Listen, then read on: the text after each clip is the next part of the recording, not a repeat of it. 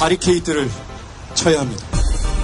언론 양심의 역사를 이어갈 언론의 바리케이트를 칠 때다. YTN 해직 기자 노정면의 뉴스바.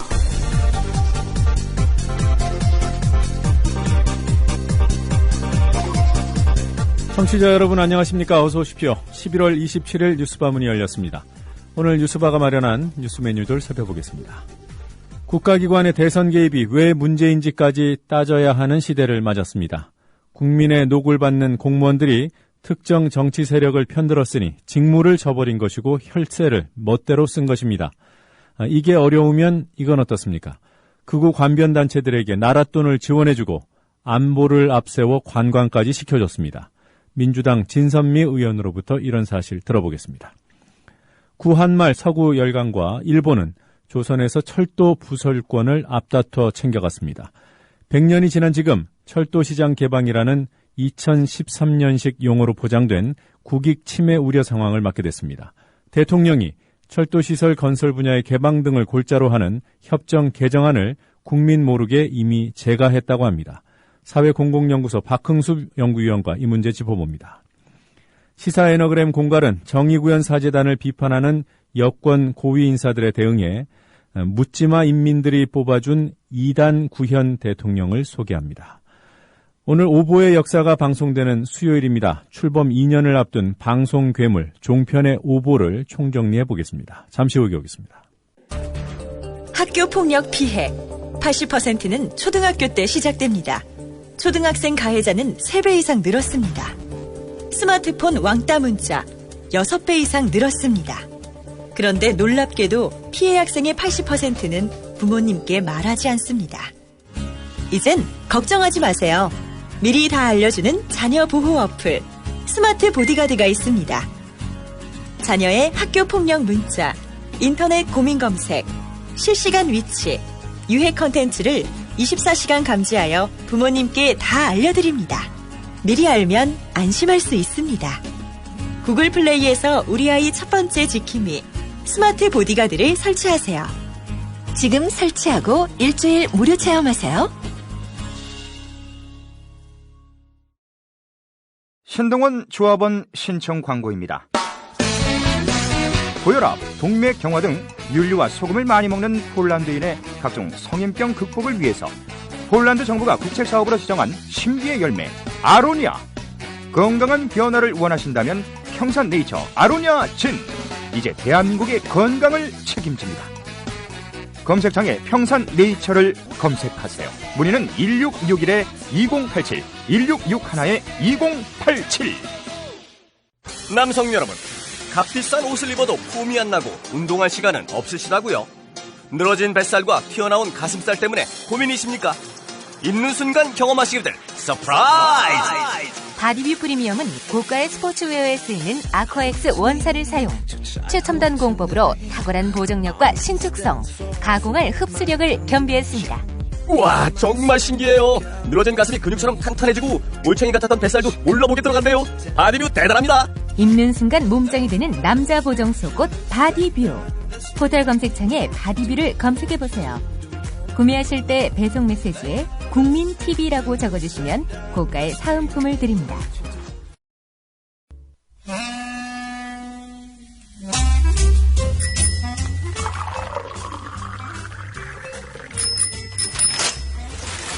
아침 신문 귀로 읽으세요. 김용민의 조간 브리핑. 네, 오늘 아침 신문들은 어떤 뉴스들에 주목하고 있는지 김용민 PD와 함께 신문 펼쳐보도록 하겠습니다. 안녕하세요. 네, 안녕하십니까. 자, 어제도 밤늦게까지 일이 좀 많았죠? 예, 그렇습니다. 어제 어디 다녀오셨습니까? 예, 어제 김종대 정옥식의 진짜 안보 공개 방송이 경기도 고양시에서 있었습니다. 네, 예. 그 공개 방송 오늘 방송이 되나요? 예, 오늘 4시에 이제 방송이 될 예정입니다. 예, 기대해 보겠습니다. 금정굴 사건과 관련한 심도 깊은 이야기들이 오늘 여러분을 찾아갑니다. 네. 예.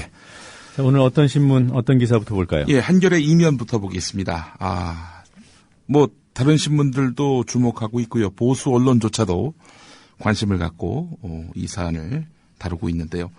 검찰이 최동욱 전 검찰총장의 혼외 아들 의혹 보도에 사용된 개인정보. 예, 이 개인정보가 지난 6월 서울 서초구청에서 불법 유출된 정황을 검찰이 포착했습니다. 이 최근에 서초구청 행정지원국 사무실 등을 검찰이 압수수색한 것으로 확인됐는데요. 자, 지난 6월 이 시점이 중요합니다. 최동욱 전 총장이 국가정보원의 대선 개입 의혹 사건과 관련해서 원세훈 전 국정원장의 공직선거법 위반 혐의 적용할지 말지를 놓고 법무부와 마찰을 빚던 무렵이었습니다. 검찰은 이 서초구청 행정지원국장을 주목하고 있는데요. 이 사람에 대해서 신체와 자택 압수수색한 것으로 알려졌습니다. 자, 그런데 이 서초구청 행정지원국장 조모 씨인데 원세훈의 측근이었습니다. 네. 원세훈의 측근. 원세훈의 측근이 이 최동욱 전 총장의 혼외 아들로 지목된 최모군 등 개인정보를 유출한 것이 아니냐. 이런 의심을 받고 있다. 이런 얘기입니다. 자, 이 수사는 한국여성단체연합이 지난 9월에 최동욱 전 총장의 혼외 아들 의혹 보도와 관련해서 개인정보를 불법 취득, 유출한 혐의로 조선일보 기자 2명과 곽상도 전 청와대 민정수석 이들에게 개인정보를 건넸을 것으로 추정되는 신원불상의 전달자 등을 서울중앙지검에 고발한 바 있는데요. 신원불상의 이 전달자, 이 사람이 혹시 원세훈 전 국정원장 측근인 서초구청 행정지원국장이 아니겠는가 검찰은 의심하고 있는 겁니다. 예. 자, 조선일보는 9월 6일 최동욱 검찰총장 혼외 아들 숨겼다 이런 제목의 기사에서 최모군의 어머니죠. 임모 씨, 그러니까 최동욱 전 총장의 내연녀로 지목된 임모 씨와 최모군은 가족관계 등록부에서 모자 가정으로 등재돼 있는 것이 확인됐다. 이들은 최 총장 인사청문회 하루 전인 4월 2일 서울 도곡동 아파트로 이사해 전세를 살고 있다. 임 씨는 8월 31일 아들이 탄 미국 뉴욕행 비행기를 타지 않았다. 이런 내용을 보도했는데, 자, 이 보도를 보면은 가족관계 등록부, 주민등록 초본, 출입국 증명서 이런 것들을 불법적으로 열람하거나 발급받지 않고서는 제3자가 확인하기 어려운 정보를 알 수 있습니다. 그렇죠. 예. 검찰 관계자가 한 말이 있는데 가족관계 등록부는 대법원, 주민등록 초본은 안전행정부, 출입국 기록은 그 출입국 관리사무소가 각각 관리하는데 발급 업무를 위해서 행정기관이 전산망을 통해 접속할 수 있다. 행정기관에서 접속을 하면은 해당 단말기가 특정된다. 아, 그러니까 구청에서 다 볼 수 있다는 거네요? 네, 구청에서 다 볼 수 있고 조회한 것도 기록에 남으니 서초구청에서 한 것이 아니겠는가, 이게 포착이 된 거고요. 따라서 이 서초구청 인사들을 뒤져봤더니 원세훈의 측근이 있는 거예요. 자, 그래서 꼬리를 밟았다는 것이 오늘 그 한겨레 보도 내용입니다. 네. 자, 근데 조선일보가 당시에 뭐라고 해명했는지 아십니까? 고공플레이. 이러니까 이제 조선일보의 최상위층과 이른바 권력의 높은 위치에 있는 사람들이 만나서 정보를 주고받았다. 이게 고공플레이인데, 이 고공플레이는 우리 조선일보는 한 일 없다. 우리 조선일보는 오로지 이 일선 기자들의 발로 뛴, 그래서 확보한 정보를 토대로 보도할 뿐이다. 이런 식으로 주장이 있었습니다. 아니, 근데 발로 뛰더라도 이거 어떻게 어떻게 가족관계 등록부, 주민등록 초본, 출입국 증명서를 확인할 수 있어요? 그러니까요. 참나. 그러니까 이 조선일보의 그 발로 뛴 취재의 결과다. 이런 주장은 애초부터 허구였습니다. 모두 저도 그런 판단에 동의하고요. 예. 이 어린 아들, 예. 아들인지는 모르는 거고요. 이 예. 학생, 예. 이 다녔던 학교의 일부 교사들도 지금 좀 전전긍긍하지 않겠습니까? 예, 그렇습니다. 학교 정보도 보도에 이용이 됐으니까요. 예, 뭐 아버지 관련해서 무슨 이런저런 발언이 있었다. 이런 보도도 있었고. 네. 네. 한 가지 아쉬운 점은 조선일보의 최초 보도가 나오자마자 예. 저희 뉴스 바리케이드 뉴스바에서도 분명하게 짚었습니다. 예. 이 가족관계 등록부에 유출 의혹이 있다. 예. 이 부분은 범죄다. 예. 그런데 그로부터 2달이 지나서야 압수수색이 이루어졌어요. 예. 그런 좀 뭐 늦었지만 수사가 좀 더 내밀하고 정확하게 이루어지길 기대해 보겠습니다. 예. 국정원 관련한 기사입니다. 오늘 한겨레 이면에 또 관련 기사가 있는데요. 대선 개입 의혹과 관련해서 논란이 됐던 국정원 심리전단 예산 150억 이 용처를 야당 의원들이 어떻게든 확인해 보려고 기를 썼는데, 예, 이 용처가 구체적으로 드러나지 않은 채로 국정원의 2012년도 회계 결산안이 국회 예산결산특별위원회에서 의결됐습니다. 네. 이 사실은 지난해 대선 개입 댓글과 트위터 글 등을 작성한 국정원 심리전단이 150억을 썼는데 이 150억 어디다 썼느냐? 혹시 민간인에게 댓글 알바 비용을 지급한 것 아니냐? 이런 의구심을 민주당은 가졌고요. 그래서 특수활동비 이 150억 이거 어디다 썼는지 이거 밝혀라. 이렇게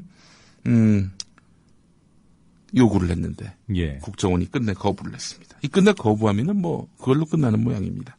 어떻게 결산안이 이 의결이 되는 과정으로 가는 데 있어서 야당이 아무 역할을 못한 것인지, 뭐 야당이 길을 쓰고 막아봐야 뭐 별일이 아닌 게 되는 건지, 어쨌든 이게 150억 구체적 사용처 밝히지 못한 채 결산이 통과됐다는 소식 오늘 또 전하게 됐습니다. 그래도 그나마 야당의 노력으로 일부는 밝혀졌죠. 예. 이 150억 가운데 한 30억 정도는 예. 드러났습니다. 예. 일단 14억 원이 이른바 안보 관광에 쓰였고요. 네. 10억 원이 정세 설명회에 쓰였다고 합니다. 이 내용은 예. 잠시 뒤에 진선미 의원 인터뷰할 때 한 번 더 짚어보도록 하죠. 예. 자, 또 한겨레 기사입니다. 구면입니다. 이석기 통합진보당 의원의 내라는 모 사건 공판. 예.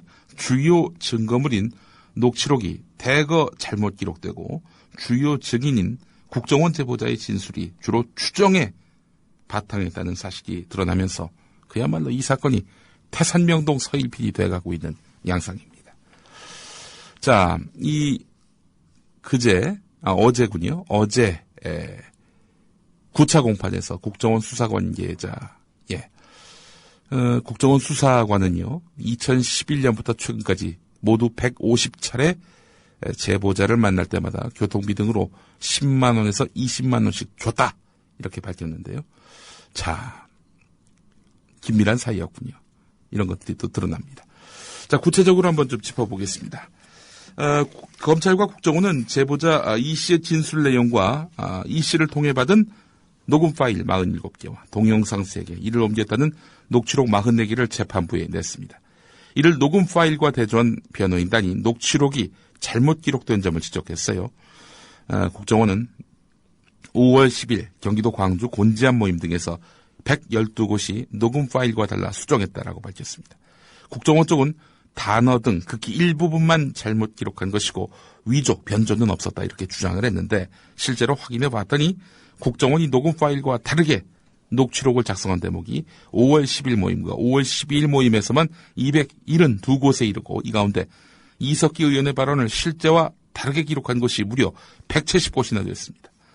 전에도 소개해드렸죠. 선전수행을 성전수행으로. 선전과 성전은 전혀 다른 의미 아닙니까? 이 전자도 다르죠. 일단 성전의 전은 전투, 전쟁할 때 전 아닙니까? 이 선전은 전혀 다른 의미입니다. 그리고 절두산 성지를 결전성지 이렇게 바꾸고요. 구체적 준비를 전쟁 준비로 이렇게 기록을 했습니다. 아니 구체적이 어떻게 전쟁으로 들리죠? 잘못 듣기 참 어려운 부분이에요. 글쎄 말이에요. 변호인단은 이처럼 위조 변조된 녹취록을 근거로 검찰과 국정원은 이석기 의원의 국회 체포 동의 요구서와 공소장을 작성했다면서 공소 사실을 기각하든지 공소장을 다시 작성해야 한다라고 이야기됐습니다. 자, 이런 허술하기 짝이 없는 국정원 제보자의 진술 내용과 녹음 파일 등 이 증거물을 두고 재판부가 어느 정도 증거력을 인정할지가 주목됩니다. 이 재판부는 증거 능력 여부는 증인 신문을 마친 뒤 결정하겠다. 이런 태도인데요. 자, 증인으로 나온 이 녹취록을 작성케 한 그 제보자. 네. 이 제보자가 발언하는 내용, 뭐 대부분 다 추정에 의존한다라고 말씀을 드렸죠. 이 발언이 과연 증거력이 있는지 재판부가 이걸 증거로 채택할지 네, 우리 주목됩니다. 예, 일반인들께서 오해할 수 있는 부분 한 가지만 좀 말씀을 드리면요. 증거로 인정된다고 해서 그 증거의 내용을 법원이 인정했다는 건 아닙니다. 네. 증거 자체가 뭐 조작된 것이냐 아니냐 이것을 따지는 것이고 진술이 무슨 뭐 협박 상황 무슨 뭐 고문에 의한 진술이냐 아니냐 이런 정도를 따지는 것이죠. 네. 증거로 채택된다는 것은 쌍방의 주장을 법원이 일단 들어보겠다 하고 내보세요 하는 그 정도 수준이에요. 그렇죠. 그러니까 이제 지금 증거력이 인정되지 않는다? 그럼 뭐겠습니까? 그러니까 증거로 채택이 안 되는 거는 아예 그 증거의 존재 자체를, 그러니까 주장 자체를 안 듣겠다는 거고요. 그러니까 이런 기사가 나가고 나서 나중에 네. 증거로 인정됐다 그러면 예. 일부 또 언론에서 네. 거봐라 이건 사실이다 이렇게 호도할까 봐 제가 미리 말씀을 드리는데 증거로 인정되는 것이 다 통례입니다. 네. 그러니까 쌍방에서 제시하는 것들은 다 증거가 돼요. 네. 다만 이제 조작이 되거나 예. 뭐 진술을 무슨 고문 상황이라든가 이런 협박 상황에서 한 그런 진술이라는 것은 이제 배제하는 그런 절차적인 부분이라는 거를 말씀을 그래서 드립니다. 만약 증거를 인정 안 하면은 또 보수 언론들이 어떻게 보도할까요? 종북 판사 뭐 또 이렇게 나오는 거 아닌가요? 그렇죠. 네, 우리 법대를 나오신 우리 노정면 앵커하고 말씀을 나누다 보니 제가 철저하게 준비를 하지 않을 수가 없습니다. 근데 제가 법대를 나와서 이런 말씀 드린 게 아니라 저는 사실 또 법조 출입 기자셨잖아요. 아니요, 그건 아니고요. 이거 봤다는 사람도 있는데. 법원을 많이 들락날락거려서 제가 배운 법상식은 지난 5년 동안 이명박 정부 덕분에 배운 것들입니다. 근데 PD님, 예. 제보자와 프락치 어떻게 구별하십니까?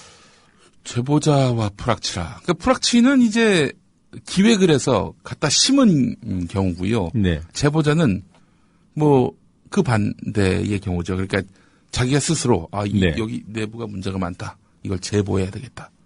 이 차이 아닌가요?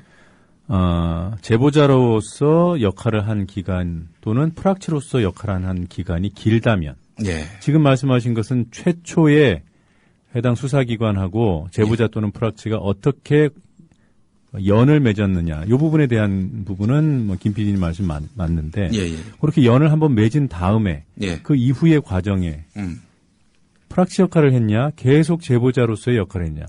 그러니까 이 제보자가 스스로 국정원을 찾아갔는지 네. 국정원이 그 이 제보자라고 하는 분을 협박하거나 또는 설득을 해서 프락치로 활용했는지 네. 그건 지금 논란의 대상이고요. 예. 문제는 처음 그 수사기관과 국정원과 이모 씨가 만난 이후 상황이거든요. 네. 지금 이 기사에서도 나오듯이 최소한 3년 동안 2,500만 원이 지급됐다는 거 아닙니까? 150차례 돈을 줬다는데. 예. 네. 그러면 그 기간 동안 최초에 만난 거는 그래요. 뭐 논란이라고 칩시다. 예. 그 이후 활동비 명목으로 실비 명목으로 돈을 받고 국정원이 원하는 활동을 해주면 그것이 제보자의 역할입니까? 프락치의 역할입니까? 언론사가 제보를 받아요. 예. 한번 제보를 받은 다음에 그분이 또 추가로 제보해요. 예. 그분한테 기름값 쓰십시오. 돈 안 줍니다. 뭐 영상 제보하면은 뭐 그런 거에 대해서 마지막에 추후에 보도에 대한 그런 사례를 지급하죠. 활동비 지급 안 합니다. 그러니까 제보자에게 150차례에 걸쳐서 돈을 줬다. 이런 수사관의 진술로 봐서는 이 제보자가 순수한 제보자인지 의심된다라는 말씀이죠. 그렇죠. 지금 네. 이 기사에도 보면 2천만 원에서 3천만 원가량, 그러니까 1회에 10만 원에서 20만 원씩 받은 거예요. 이제 우리 출연료보다 많네. 그렇죠. 이게 참 너무 송구스럽습니다. 우리 국민TV 라디오에 출연해 주시는 분들께 참 너무 송구스럽습니다. 네, 이거 이게 보면은 뭐 조합원들 그리고 예. 또 우리 청취자분들을 위한 예. 거니까 우리가 고맙게 뉴스를 소비해 주면 될 것 같아요. 예. 자, 근데 지금 이석기 재판의 핵심 근거, 네. 내란 음모 사건이란 어마어마한 그런 범죄와 관련해서 지금 녹취록하고 제보자 진술 여기에만 의존하고 있는 거 아닙니까? 네. 그런데 녹취록이 지금 뭐 이래저래 엉망이고 제보자 진술도 계속 뭐 번복되고 있는 양상이고 이게 증거력으로 채택되지 않는다면은 이거 진짜 검찰 국정원 대망신 아닙니까? 이러면은 이석기 무죄예요, 무죄. 아, 제가 볼 땐 이미 망신살이 뻗친 것이요. 예. 한전시설 6곳을 동시에 타격하면 큰 혼란이 생긴다. 이런 걸 법정 증언으로 끌어낼 수밖에 없는 그런 말 사건. 한 적이 없는데. 네. 예. 그리고 국립공원 관리인을 설득해서 법정에 예. 세웠을 텐데 예. 산악훈련하는 것으로 보이지 않았다. 네. 등산하는 사람들 같았다. 이게 무슨 망신입니까? 원정화 씨 아십니까? 원정화 씨. 원정화 씨가 어제 그 채널A에 나온 모양입니다. 간첩 2008년에 그 얘기하는 간첩죄로 건가요? 5년 동안 복역을 하고 7월에 출소한 모양인데 네. 나와가지고 이석기 의원 사건에 대해서 너무 놀랐다. 국민이 뽑은 국회의원은 국민을 잘 먹여 살려야 하는 것 아니냐. 어떻게 국회의원이 국민을 기만하고 뒤에서 작당을 했는지 모르겠다. 이런 말을 했다고 합니다. 김 PD를 섭외하려고 했던 네. 그 프로그램에 출연했어요. 그렇습니다. 아이고, 이게 같이 나갔다가 아주 정말 이게 망신을 당할 뻔했습니다. 원정화가 나오는 이런 데 나가가지고. 원정화 씨는 이렇게 얘기했다. 그리고 사진이 하나 더 있었겠군요. 예, 그렇습니다. 사실 이 원정화 사건을 좀 한번 짚어보겠습니다. 이 광우병 촛불 시위의 여진이 가라앉지 않은 막 그냥 때가 그때였거든요. 2008년 8월. 네. 집회에 나온 시민들에게 이 색깔이 있는 물대포를 쐈던 그 시점이 바로 2008년 8월입니다. 그때 검찰이 탈북자 위장 여간첩 원정화 사건을 터뜨립니다. 자, 애초에 그 의붓아버지 김동순 씨까지 포함한 위장 탈북 부녀 간첩 사건으로 확대될 조짐이었는데, 그 원정화 씨는요, 북한 국가보위부 지령에 따라서 2001년 조선족으로 위장해서 잠입한 다음 군부대 안보 강연을 통해 북한을 찬양했고 대북 무역을 한다며 윗선을 접촉했고 결혼 정보업체에 등록해서 군인을 상대자로 만나서 포섭을 시도했다는 그런 혐의를 받았는데요. 그래서 1심에서 징역 5년을 선고받았습니다. 그런데 항소를 안 해요. 그렇게 또 형을 살았습니다. 의붓 아버지 김 씨는 원정화에게 10억 원 상당의 공작금을 제공하고 탈북자로 위장 입국해서 황장엽 전 노동당 비서의 소재를 알아내려 한 혐의로 기소됐는데 무죄 판결이 났습니다. 무죄가. 원정화 씨가 이런 원정화 씨, 통상 항소심 신청할 수 있는데 항소심도 안 하고 1심에서 그대로 인정해가지고 감옥 5년 살고 나와서 채널A에서 이석기 어떻게 이럴 수 있느냐 이렇게 지금 말하고 있는 양상입니다.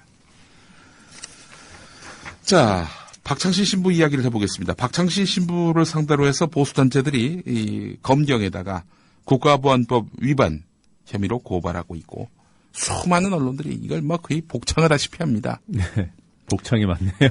복창합니다. 아니 고발한 거 갖고 이렇게 크게 보도를 한다면은 예를 들어서 대법원 확정 판결 난 것처럼 이렇게 오도가 된 경우가 있어요. 박창신이 뭐 잘못했으니까 저렇게 고발을 당하고 죄를 지었구나. 이런 인식을 줄 가능성이 대단히 높은 거죠. 자, 한국일보가 신면에 이런 내용을 다뤘습니다. 국보법, 국가보안법 위반, 과연 위반한 것일까? 적용이 가능할까? 예. 네.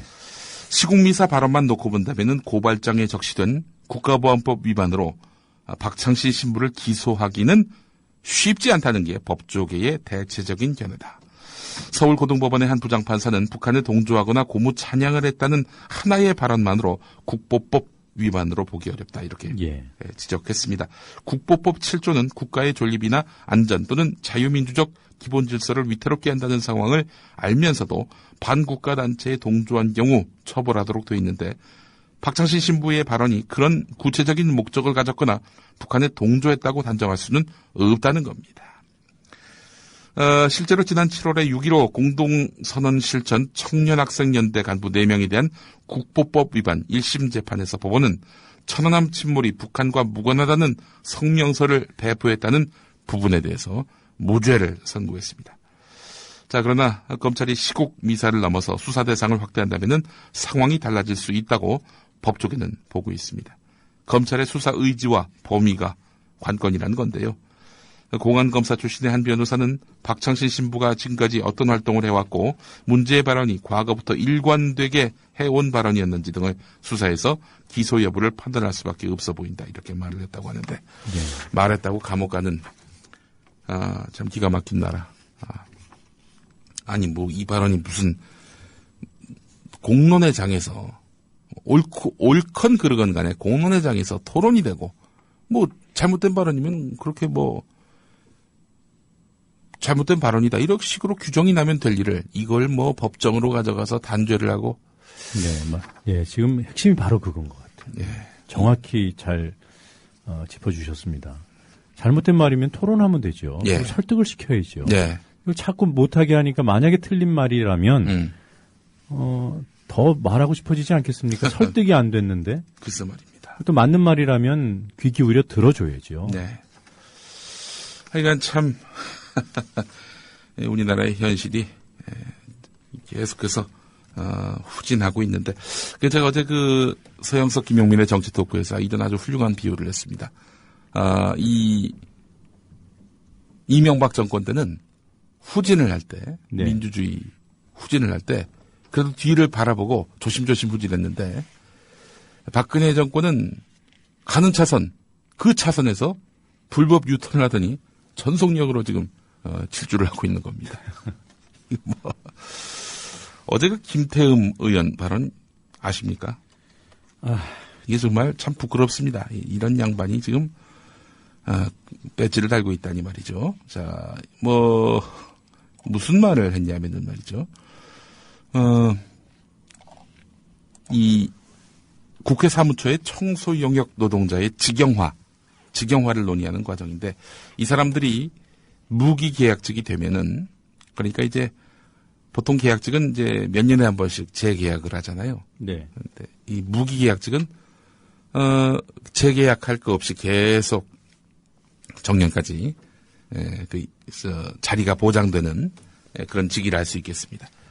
이 사람들이 무기계약직이 되면 청소 용역 노동자들이 무기계약직이 되면 노동 3권이 보장됩니다. 툭 하면 파업할 텐데 어떻게 관리하려고 그럽니까? 이렇게 질의를 해서 위헌 논란을 빚었습니다. 자, 그래서 어제 그 청소 용역 노동자분들이 김태흠 의원 사무실 앞으로 가서 강력하게 그 불만의 뜻을 표시를 했습니다. 침묵 시위를 벌인 거죠. 뭐 갑중의 갑일 국회의원을 상대로 해서 이렇게 침묵 시위를 벌인다. 참 흔치 않은 일인데요. 자, 이와 관련해서 민주당 을지로위원회는 헌법에 보장된 노동 3권을 부정하는 취지의 발언으로 노동권을 지켜야 하는 국회에서 사회적 약자를 짓밟고 헌법을 유린하는 개탄스러운 일이 벌어졌다. 예. 이렇게 이야기를 했습니다. 대통령이 뭐 본심까지는 모르겠어요. 네. 국민을 섬기는 자세를 보여주고 싶어 하지 않겠습니까? 예. 뭔가 소통하는 모습을 보여주고 사회적인 약자를 보듬고 네. 그래서 뭐 때되고 철되면 이런저런 이벤트 정치를 하는 거 아니겠습니까? 예. 박근혜 대통령이 이런 사안에 대해서 청소 노동자들, 네. 이 사회적 약자들의 권리, 헌법이 보장해주고 있는 그나마 이 권리마저 여당 의원이 나서서 뭐라고 한다면 이게 예. 되겠냐. 예. 자기 내부 단속을 하는 모습을 보여준다면 예. 그거 자체가 국민들에게 그나마 좀 소구를 하지 않겠습니까? 그렇죠.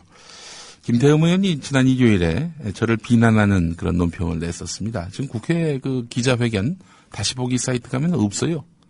왜 없나 봤더니 없을 만한 이유가 있었습니다. 허위사실이 들어있던가요? 예, 그렇습니다. 김용민이 감옥 갔다 오더니 아직도 정신을 못 차렸다. 뭐 이런 식이었어요.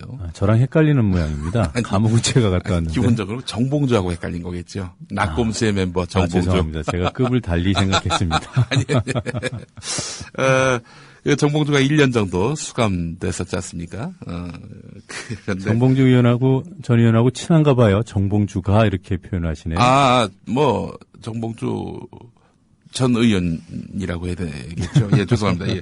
정봉주 전 의원 같은 경우 그렇게 감옥에 홍성교도소에 1년 동안 있었는데 그게 저인 줄 알았던 모양입니다. 예. 아니, 뭐 외모도 확연히 다른데. 글쎄 말이에요. 제가 훨씬 더 잘생겼는데. 예. 뭐 낙곰수는 한 몸이다 뭐 이렇게 보는 건가요? 글쎄 말입니다. 그리고 뭐 그렇게 생각할 수도 있는데 아니 막말을 했다고 감옥을 보낼 수는 없는 거 아닙니까? 근데 어떻게 김용민이가 감옥에 갔다고 상상할 수 있는 건지. 그러더니 뭐 금방 자기가 또 말을 정정했다고 하는데 그래서 제가 당신이나 정신 차리고 논평하라고 제가 일가를 했었습니다만. 앞으로는 예. 그런 사람하고는 상대하지 마십시오. 네, 글쎄 말입니다. 그런데 이 양반이 지금 초거대 여당의 원내 대변인식이나 하고 있기 때문에. 원내 대변인이고 원내 부대표죠. 예, 그렇습니다. 새누리당의 지금 뭐 현실입니다, 이게. 자, 이 소식 꼭 짚어야 됩니다. 충남 당진의 현대제철 안에 그린파워 공사 현장에서 가스 누출 사고가 발생했습니다. 부상자들 사연이 너무나 안타깝습니다. 중상자 김모 씨를 제외한 부상자 7명은 그 산소호흡기의 도움을 받고 병원 5층과 7층 2개 병실에 나눠서 입원해 있는 상태인데 당시 상황과 상태를 묻는 질문에 하나같이 고개만 절레절레 흔들었다고 합니다. 네. 자, 이 사고는 저녁 7시 10분쯤 현대제철 안에 그린파워 발전소 신축 공사 현장에서 발생한 건데 인부들은 지상에서 20m 높이의 가스배관 통로에 점검차 들어갔다가 발생한 것으로 확인됐는데요. 예. 한 분이 돌아가셨죠. 예, 양모 씨. 이분의 시신은 당진 종합병원 안치실에 안치됐습니다. 이 기사 현대제철 가스 누출 사고. 예. 지난 5월에 똑같은 사고가 같은 장소에서 있었습니다. 당진 그렇습니까? 현대제철에서 있었어요. 어허. 그때 5분이 돌아가셨습니다. 아니 그동안은 그럼 뭐 했던 거예요, 회사는? 그리고 조금 더 거슬러 올라가면요. 지난 9월 이후로 예. 어제 사고 빼고 예. 13분이 당진 제철소에서 현대제철 당진 공장에서 돌아가셨습니다. 허허. 그동안 이루어진 그런 사후 처리. 예. 정부는 과태료 꼴랑 6억 원 물린 게 다였습니다. 예. 지난 5월 사고 이후에. 그리고 검경이 뭐 대대적으로 수사를 한다고 해가지고 네. 책임을 물은 것이 실무자 3명이에요. 예. 실무자 3명 구속했습니다. 예. 노동자 5명이 한 사고로 목숨을 잃었고요. 그 시기를 조금만 확장해 보면은 10수명이 목숨을 잃었는데 그 예. 목숨값을 책임지는 사람이 부장 이하 실무자 3명이 구속된 겁니다. 예. 그리고 과태료 6억 원. 그랬는데도 불구하고 어제 똑같은 사고가 또 터졌죠. 이에 대한 연합뉴스의 보도 기가 막힙니다. 근데 제가 정말 기가 막힌다라는 표현밖에 할 수 없는 이 방송 상황을 네. 탓하지 않을 수가 없어요. 방송이니까 예. 기가 막힌다는 표현밖에 못합니다. 아니 뭐 정부와 검경이 강한 처벌을 했음에도 백약이 무효한 듯 6개월 만에 다시 비슷한 유형의 사고가 반복됐다. 6억 꼴랑 물린 건데. 6개월 만에 다시 비슷한 유형의 사고가 반복된 것을 아는 기자가 어떻게 정부와 검경이 강한 처벌을 했다고 할 수 있습니까? 현대제철 당진공장 누구 때문에 만들어졌어요? 정몽구 회장 얘기는 왜 없습니까? 현대자동차 그룹이 대주주지요. 현대제철이. 경영진 책임은 단 한 명에게도 묻지 않고 그동안 수십 명이 다치고 죽고 이 한 공장에서 숱한 사고가 있었음에도 불구하고 계속 과태료 벌금으로 일관해왔거든요. 그러다가 지난 5월에 5분이 돌아가시고 나서야 그나마 책임자들 처벌해야 한다고 그래가지고 3명 구속시킨 거예요. 예. YTN은 어떻게 보도했는지 압니까? 이런 얘기 다 빼놓고 지난 5월 사고로 모두 14명이 형사처벌됐다. 무지 많이 책임을 물은 것 같아. 형사처벌 14명. 여기에 3명 구속. 실무자 부장 이하. 나머지 11명 불구속 기소. 예. 참 부끄러운 언론의 단면입니다. 우리나라의 두 번째 큰 기업이라 하는 현대자동차 그룹의 현대제철. 이거 준엄한 심판이 뒤따르지 않는다면 또 사고는 재현될 수밖에 없는 거겠죠. 네. 예, 오늘 여기까지 하겠습니다. 오늘 가져오신 기사 중에 네. 지금 시간이 없어서 말씀 못 하시는 것 같은데 예. 경향신문 제목이 이렇잖아요. 예. 유리하면 발언, 불리하면 침묵. 네. 이제 대통령의 태도 아니겠습니까? 예, 아까 청소노동자 부분에 대해서도 제가 김태훈 의원의 그런 망언에 대해서 말씀을 드렸습니다만 예. 대통령이 현대제철소 사고 같은 데 대해서 예. 강력한 어조로 회사 경영을 책임지는 사람들에게 책임을 물으라고 촉구해야 됩니다. 예. 그런 지침을 내려야 돼요. 예. 유리하면 발언. 무슨 발언입니까? 발끈한 거죠. 불리하면 침묵.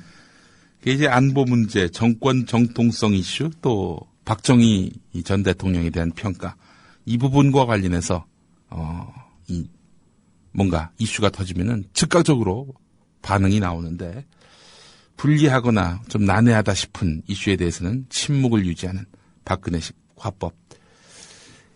불통령입니다. 불통령. 불통령도 막말은 아니겠죠. 예, 여기까지 하겠습니다. 네, 감정을 추스리고 네. 주간 브리핑에서 깔끔하게 네. 저의 분노를 지우고 다음 순서를 진행하겠습니다. 예. 잘 들었습니다. 고맙습니다. 자기야, 올 연말엔 어디로 놀러 갈까? 아, 난 계속 회사 나가야 돼. 연말정산해야지, 결산해야지, 법인세까지. 미리 교육받을 방법은 없을까? 더존 이러닝 있잖아. 더존 이러닝? 더존에서 이러닝 돼? 그럼 난 벌써 연말정산 과정 신청했지. 연말에 쏟아지는 재경 전문가들의 바쁜 업무들.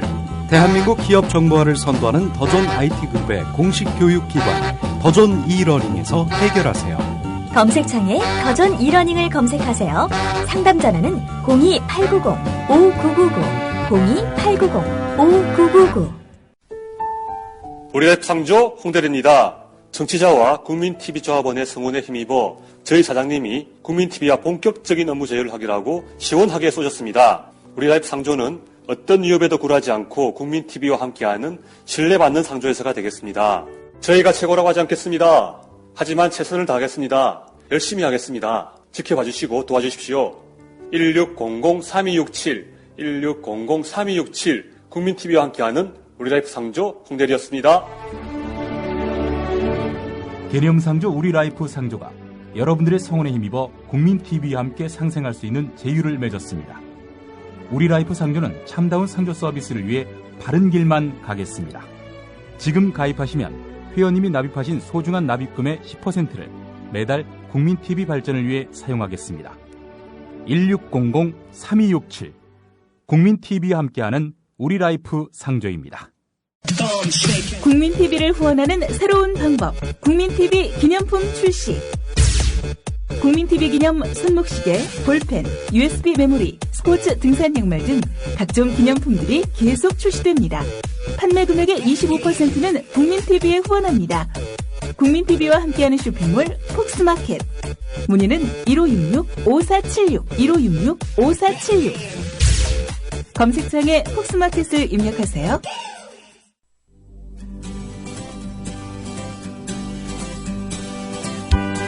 막간 퀴즈입니다.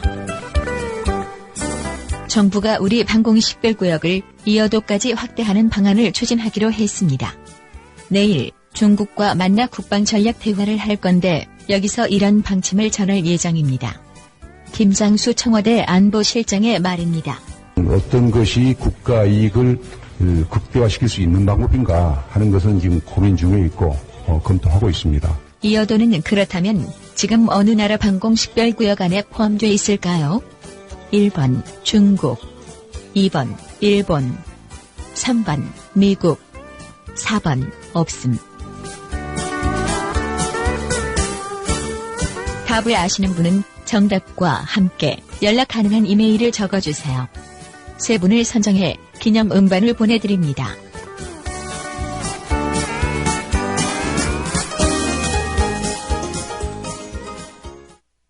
돌발 영상을 보실 때마다 그 뒤에 숨은 제작자가 궁금하지는 않으셨습니까? 돌발 영상 노종면 PD. 자, 국보 1호 숭례문의 붕괴 가능성이 시간이 갈수록 더 커지고 있습니다. 네, 현장 상황을 좀 정리를 해주셔야겠어요.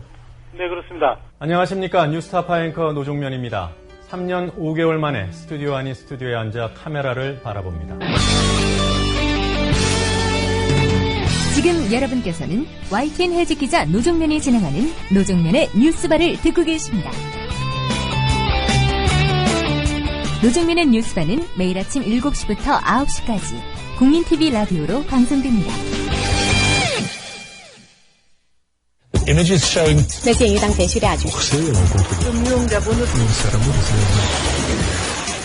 국제뉴스 한반도 정세를 한눈에 황준호의 월드 리뷰.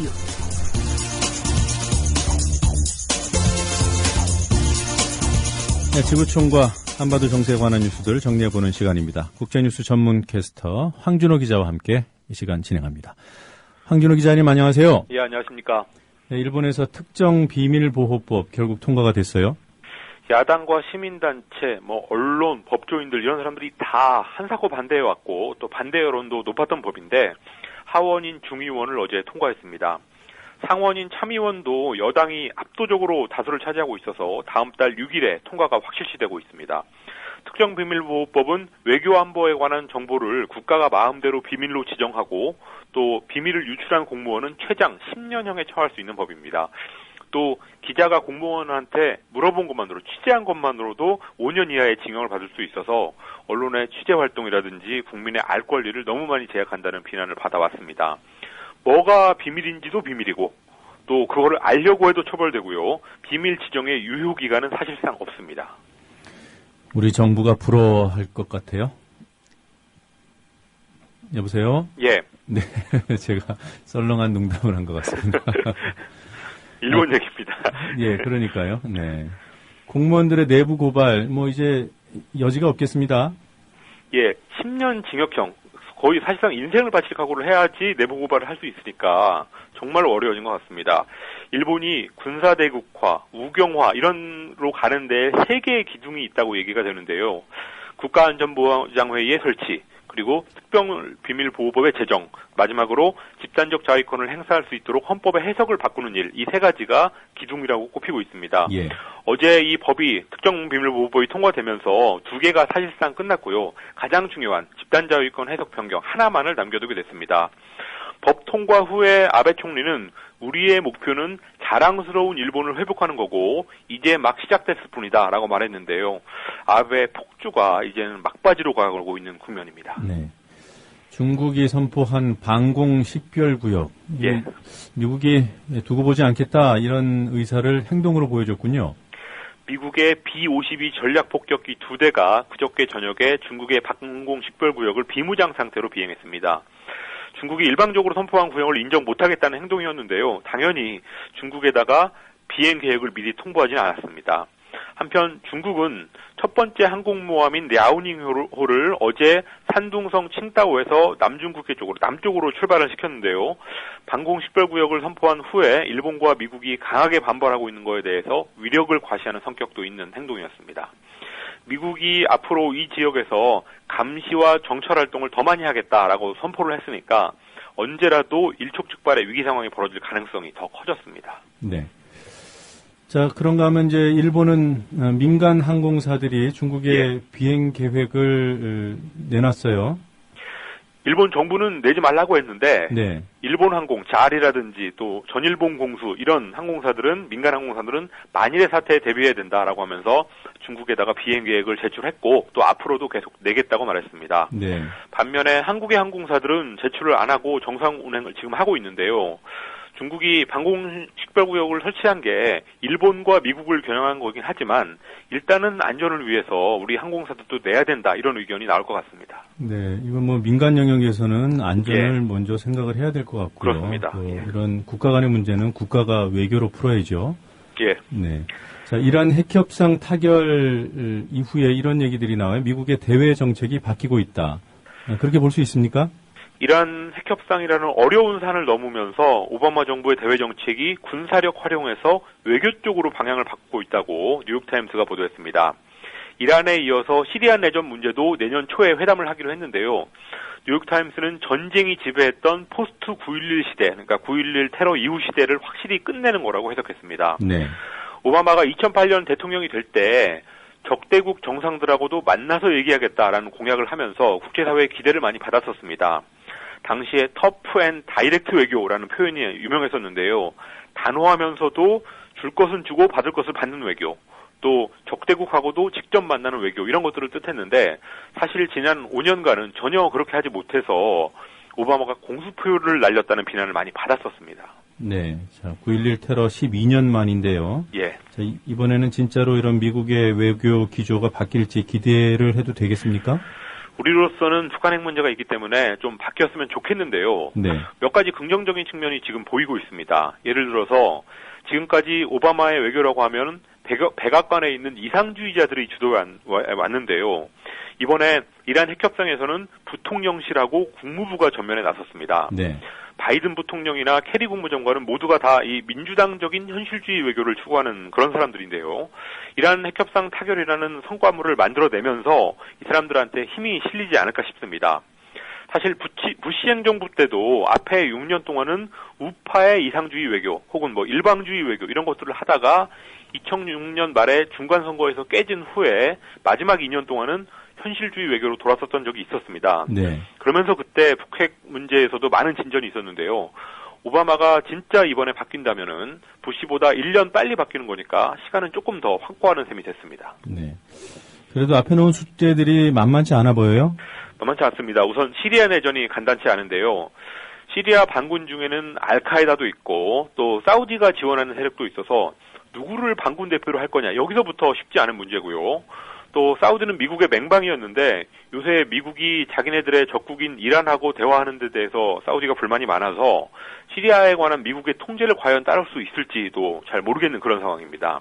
아주 복잡한 방정식을 미국이 풀어야 되고요. 또 중동 전체로 볼 때도 미국의 동맹이었던 이집트가 요즘에 러시아 쪽을 좀 기웃거리는 등등 이 세력 재편의 기미가 보이고 있어서 미국한테는 벅찬 상황입니다.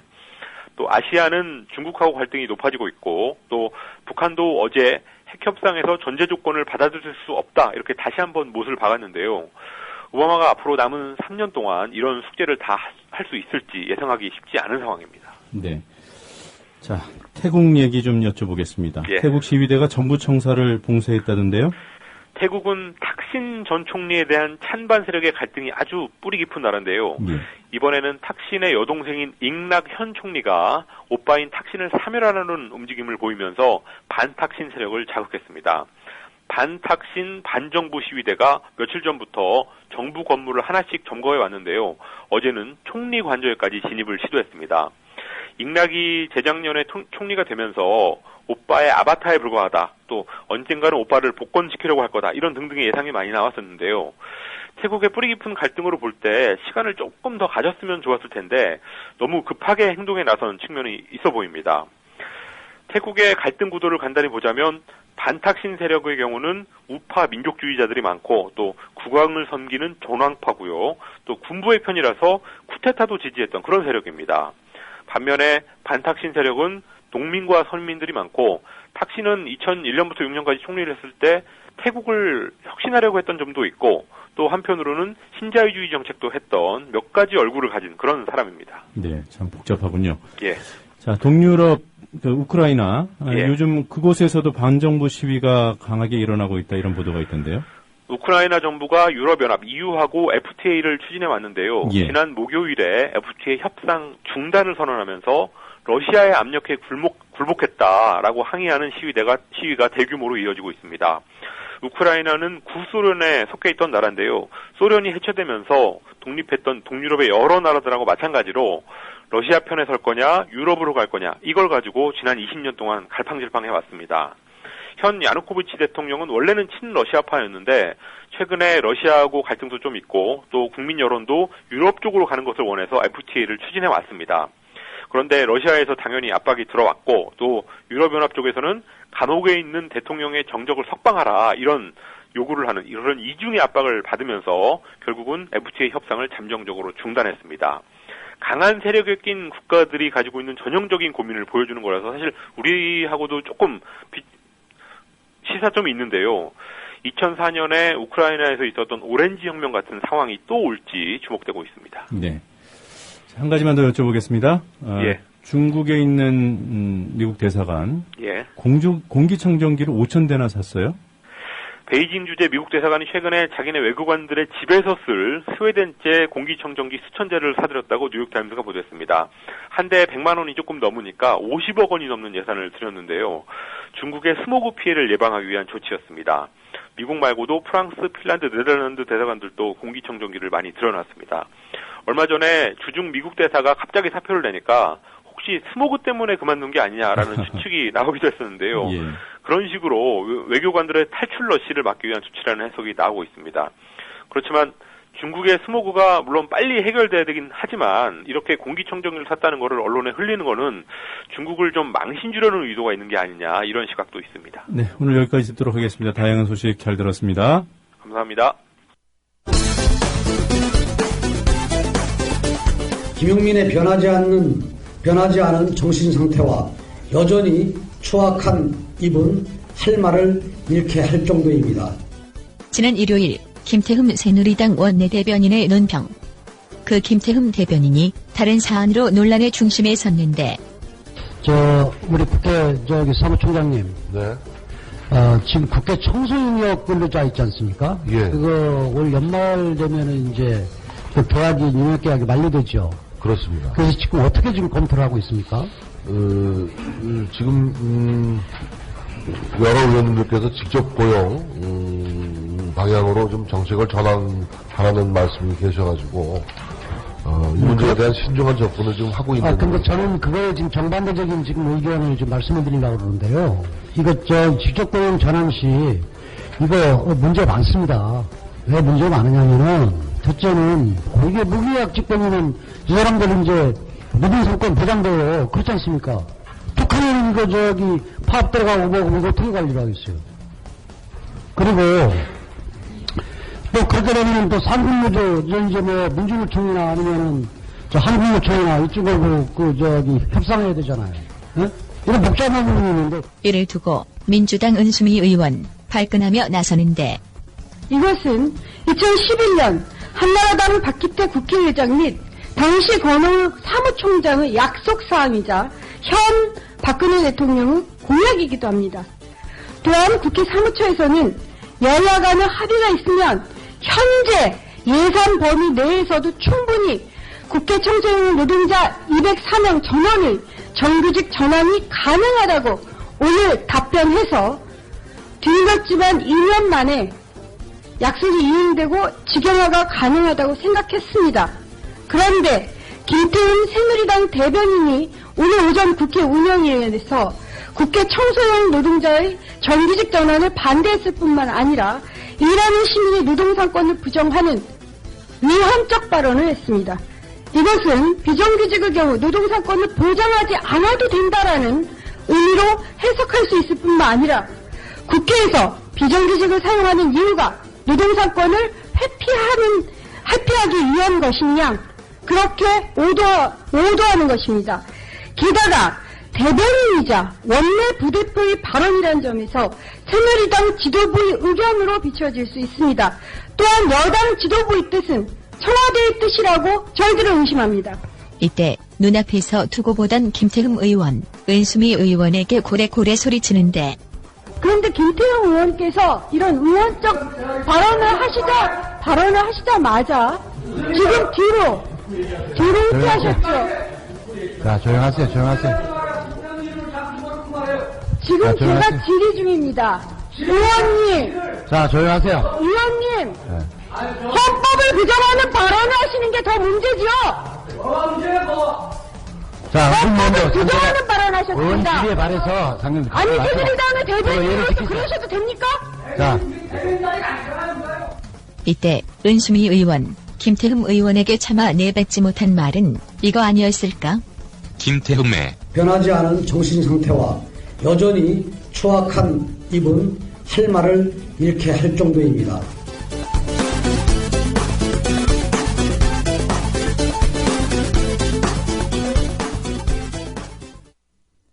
노종면의 뉴스바와 함께하고 계신 지금 시각은 7시 52분입니다.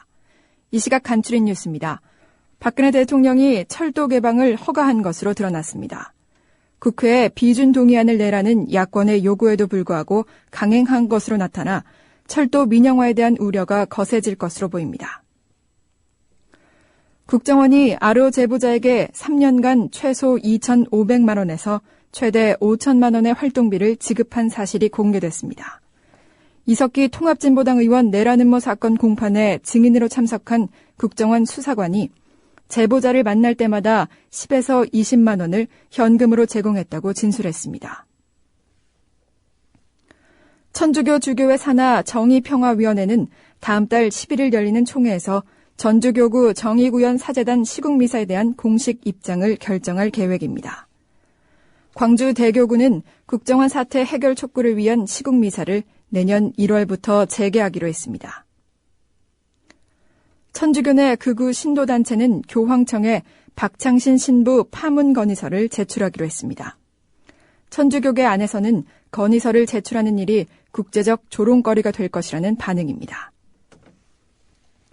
김태흠 새누리당 의원이 비정규직 국회 청소 노동자의 정규직 전환과 관련해 노동권이 보장되면 툭하면 파업하려 할 것이라고 말해 야당의 비난을 받았습니다. 국회 청소 노동자들은 김 의원을 찾아와 침묵 시위를 벌이기도 했습니다.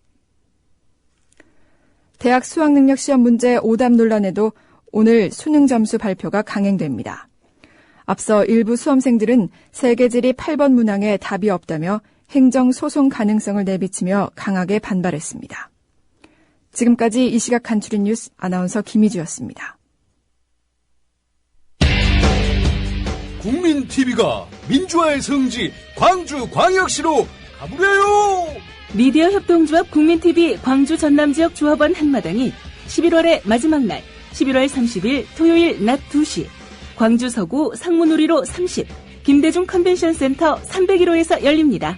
정승조 아나운서의 사회로 손병휘의 나란히 가지 않아도의 진행자 가수 손병휘와 개그맨 노정열의 노발대발 공개방송 그리고 라이브 콘서트 강기정 민주당 의원과 함께하는 서영석 김용민의 정치토크 공개방송이 펼쳐집니다. 돌아오는 토요일 11월 30일 낮 2시 광주광역시 상무지구 마릉역 5번 출구 김대중 컨벤션센터 301호 공정언론을 희망하는 광주 전남지역 조합원과 시민 여러분의 많은 참여를 바랍니다.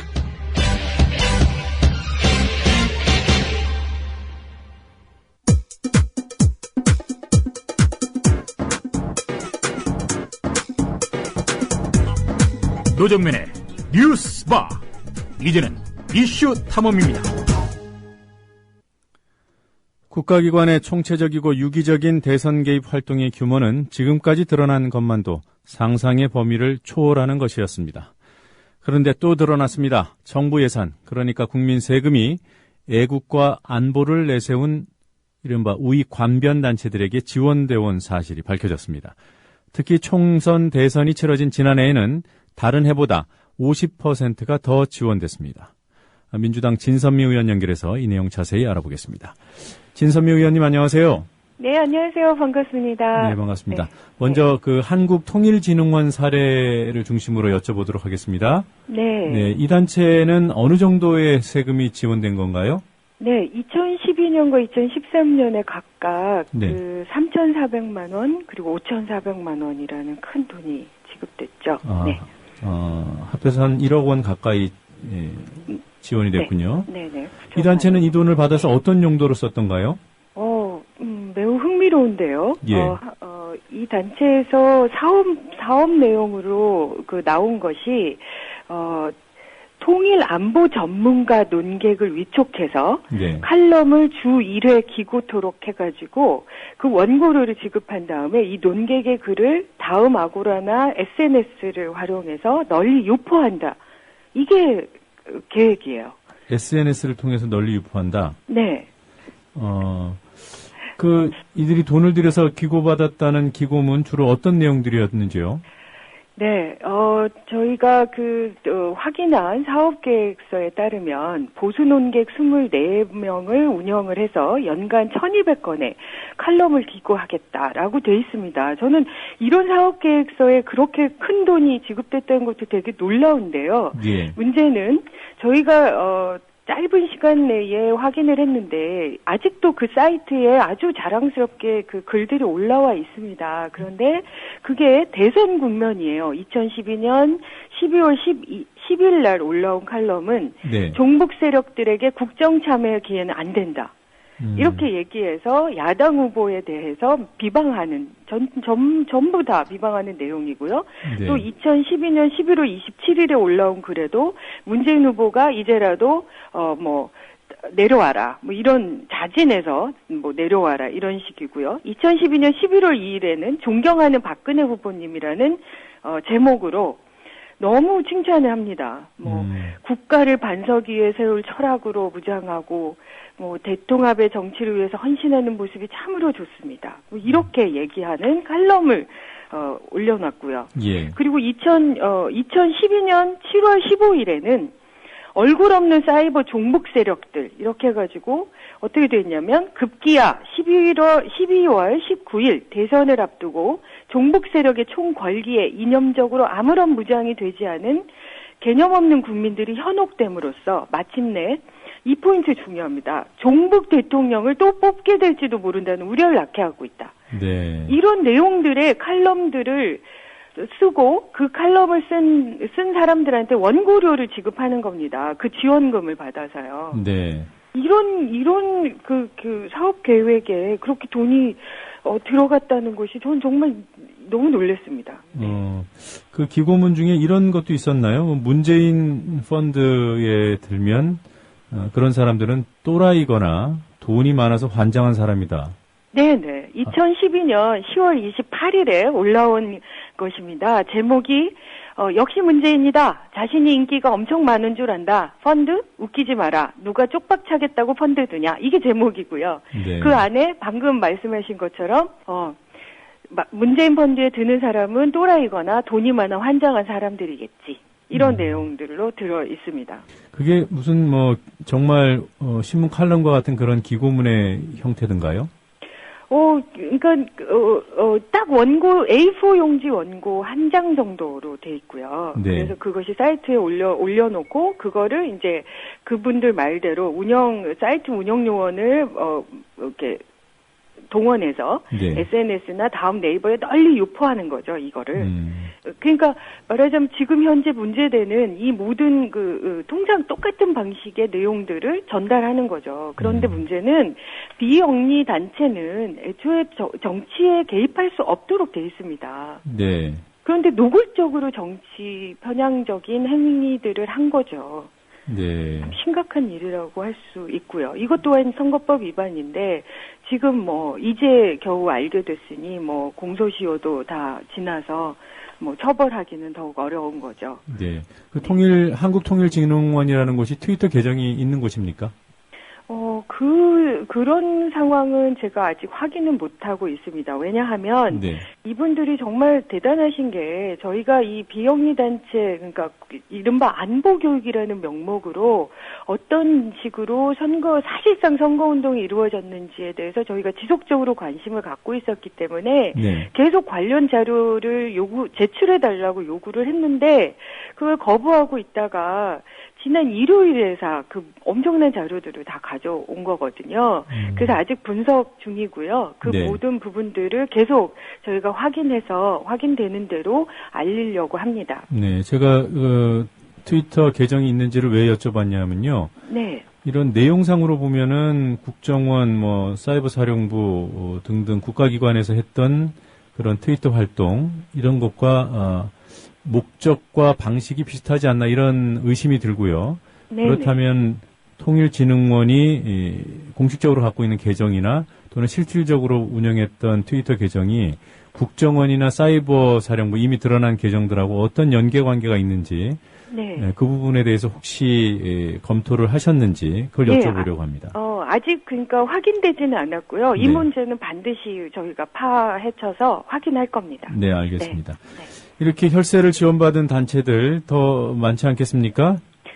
네, 너무 많습니다. 저는 진짜 놀라운데요. 네. 그 비영리 단체들이 제가 그 시민단체 분들과 여러 그 연대 활동들을 했기 때문에 네. 그 단체들에서 각자 하고 싶은 여러 가지 일들에 대해서 그 예산을 따오기 위해서 지원금을 따기 위해서 얼마나 노력하는지 그리고 진짜 하늘의 별 따기거든요. 네. 그런데 진짜 작년 그러니까 이명박 정권 이래 처음에 촛불 집회라는 그 문제 때문에 그런 말하자면 일방적으로 그런 폭력 시위에 관여했던 무슨 전력이 있는 단체들에게는 절대 재정을 지원하지 않겠다라고 선언을 하고요. 네. 그리고 보니까 2009년에 갑자기 그러니까 여러 가지 영역들을 나누는데 국가안보라는 그 영역을 갑자기 2011년부터 만들어 가지고요. 네. 그것을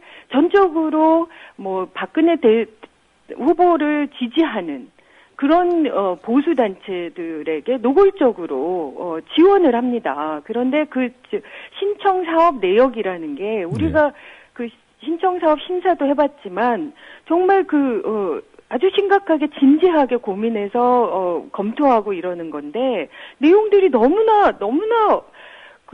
빠른 내용들이에요. 그러니까 실제로 저희가 보면 국민생활안보협회, 선진화 시민행동, 승희 동지회 그리고 계속 문제되고 있죠. 조명철 의원과 관계가 있다는 그 MK 지식인 연대. 네. 또 그리고 자유총연맹의 청년 여성 조직들이 편법으로 보조금들을 너무나 쉽게 지원을 받아서 그 모든 정치 편향적인 행동들을 하셨더라고요. 그리고 또 불법 폭력으로 실형 선고까지 받았던 그 박근혜 후보 당선을 위해서 활동했던 국민행동본부요.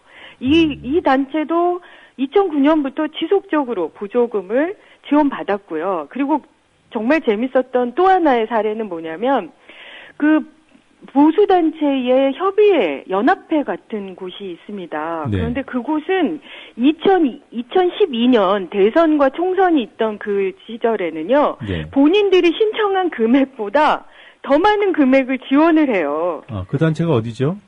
그 단체가 잠깐만요. 제가 확인을 해보겠습니다. 그 단체가 이렇게 찾으면 잘 안 나와요. 애국단체 총협의회. 예, 애국단체 총협의회라는 곳입니다. 네. 이분들이 지원 사업명이라는 것도 국민의식 개혁 운동이에요. 예. 그리고 국가안보의식 고취 운동. 너무 진짜 신기했고요. 그런데 2012년에 국민의식 개혁 운동이라는 이름으로 신청액이 5,700만 원이었는데요. 네. 지원액이 6,500만 원이에요. 저는 이런 것들이 만연해 있다고 생각합니다. 제가 안행이라서 지난번에 경기도에 갔을 때도요. 네. 경기도에 가서도 보니까 그 비영리 단체에 대한 지원이 정말 편향적으로 돼 있더라고요. 그런데 이분들은 한결같이 얘기합니다. 그럼 안보가 안 중요합니까? 아니, 안보가 안 중요하다고 누가 얘기하는 겁니까?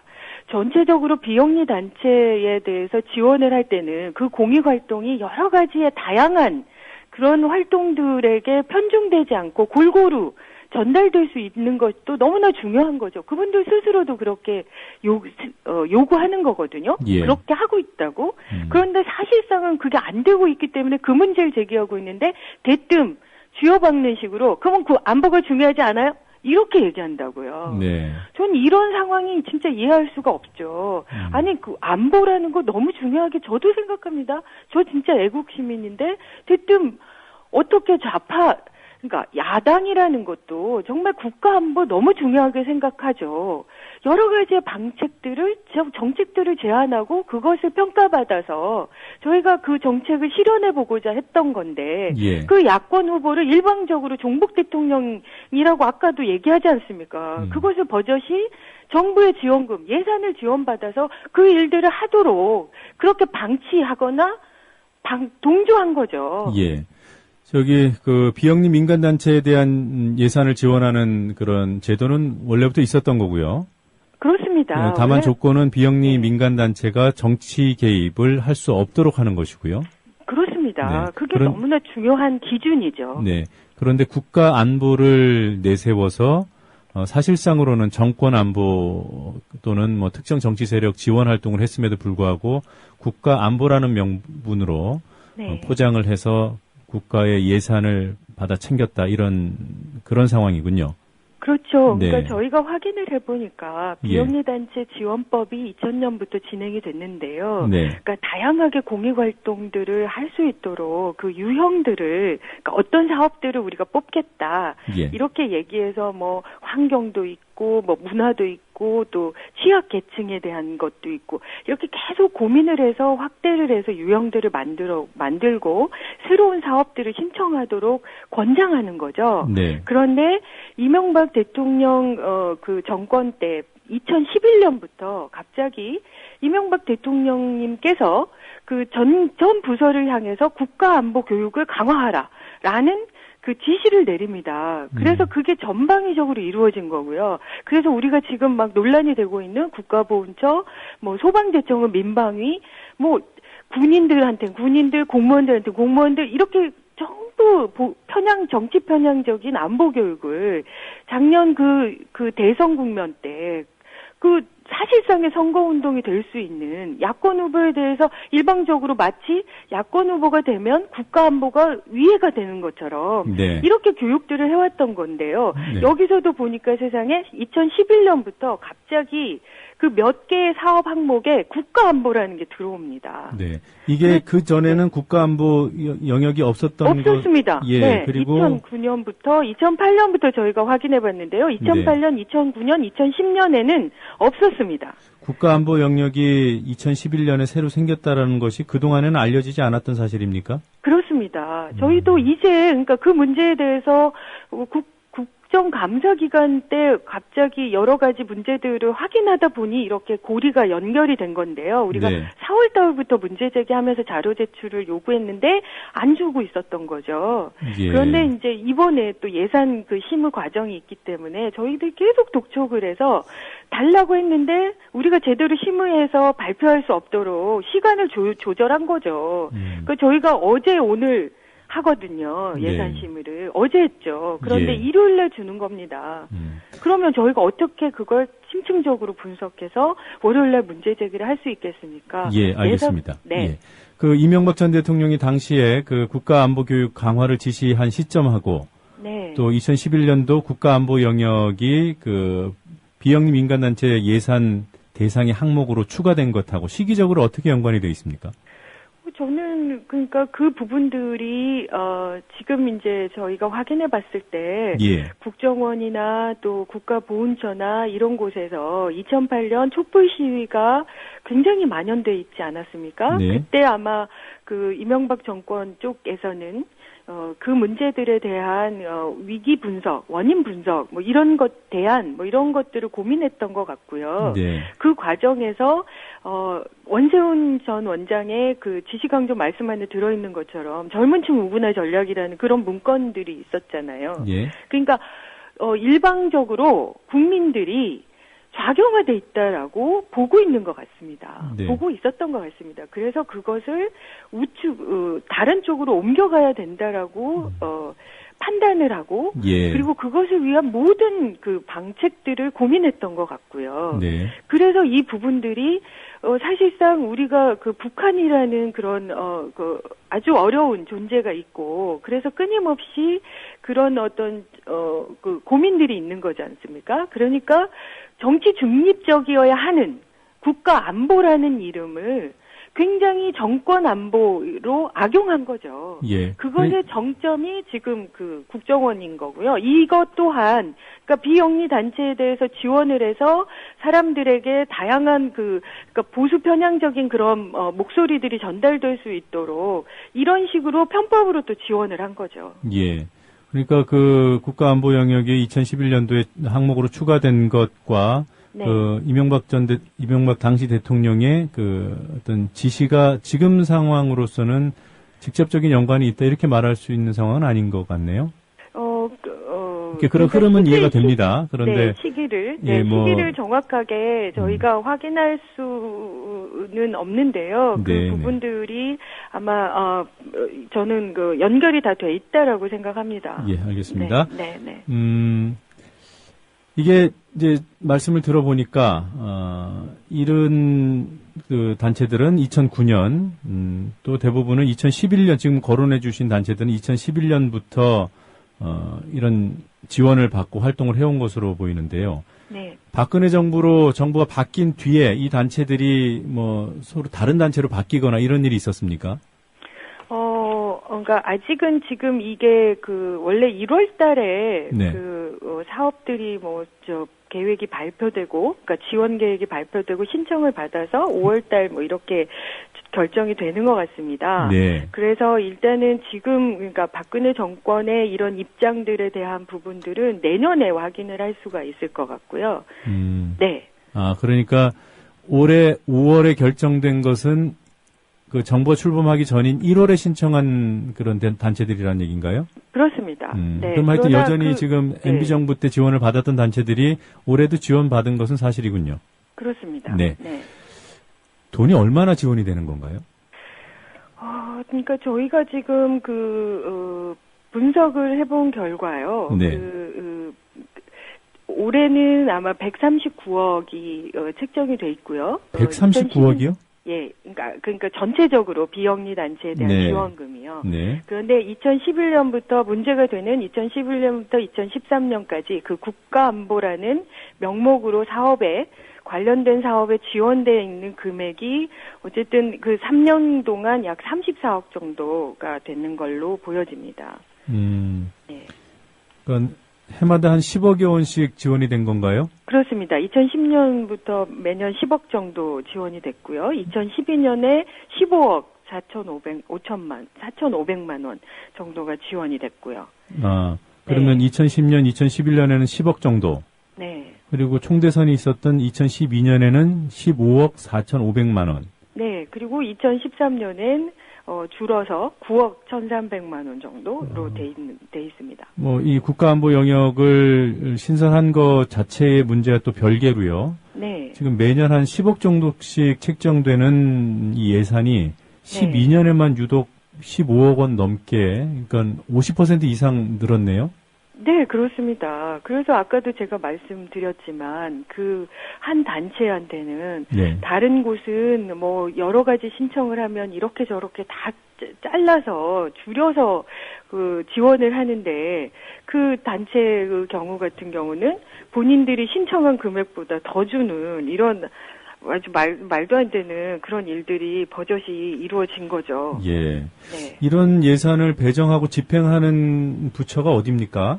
안행부입니다. 안행부가요? 네, 안행부가 그러니까 여러 이제 부처에서 그 비영리 단체들을 지정을 해서 선정이 된 그 단체들에게 이제 사업 계획을 발표해서 신청을 받아가지고 그것을 안행부가 총괄해서 심의위원회라는 것을 꾸려가지고요. 그걸 통해서 지급을 하는 거죠. 그리고 관리도 다 하고요. 예, 알겠습니다. 지금 말씀 들어보니까 지금까지 드러난 사실도 상당히 충격적이지만 또 앞으로 더 국정원 등과의 연계 가능성 이런 부분도 많이 또 밝혀내셔야 될 것 같습니다. 그렇습니다. 예, 많은 역할을 네. 기대하도록 하겠습니다. 참 어렵습니다. 그래서 지난번에 사실은 박근혜 대선 캠프의 SNS 본부장의 인터뷰가 생각이 나더라고요. 그러니까 박근혜 대통령이 SNS에서 승리한 SNS 최초 대통령이다. 그리고 그것의 원인 분석을 SNS 상에서 보수 논객들이 너무나 잘 활동을 해줬다. 네. 이런 얘기들을 하십니다. 그런데 그 보수 논객들의 일부는 이렇게 국가의 예산을 지원을 받아서 그렇게 하셨을 가능성이 있다는 것이 참 씁쓸합니다. 여러모로. 네. 예, 알겠습니다. 또 관련해서 또 유의미한 활동을 기대하도록 하겠습니다. 고맙습니다. 네, 고맙습니다. 네, 지금까지 민주당 진선미 의원으로부터 국가 예산이 극우 관변단체에 지원돼 결국 이들이 대선 국면에서 특정 정치 세력을 옹호하는 활동을 하는 자금줄 역할을 했다는 문제 들어봤습니다. 어제 같은 성격의 예산 낭비가 또 드러났죠. 총대선이 있었던 지난해 국정원이 안보 관광 등에 수십억 원을 썼다는 사실, 국정원의 예산 지출 자료를 통해서 드러났습니다. 국회 정보위 야당 간사인 정청래 의원이 밝힌 사실인데요. 10,000명을 대상으로 안보 관광을 실시했고 이에 들어간 지난 한 해 예산이 14억 원입니다. 1인당 14만 원짜리 관광이었습니다. 그리고 정체불명의 정세 설명회라는 곳에 10억 원이 쓰였답니다. 드러난 것만 이 정도입니다. 이명박근혜 정권, 국민의 혈세를 도대체 어디에 써왔는지 묻지 않을 수 없습니다. 공정한 시각, 따뜻한 관찰. YTN 해직 기자 노종면의 뉴스바. 이제는 초대석으로 함께합니다.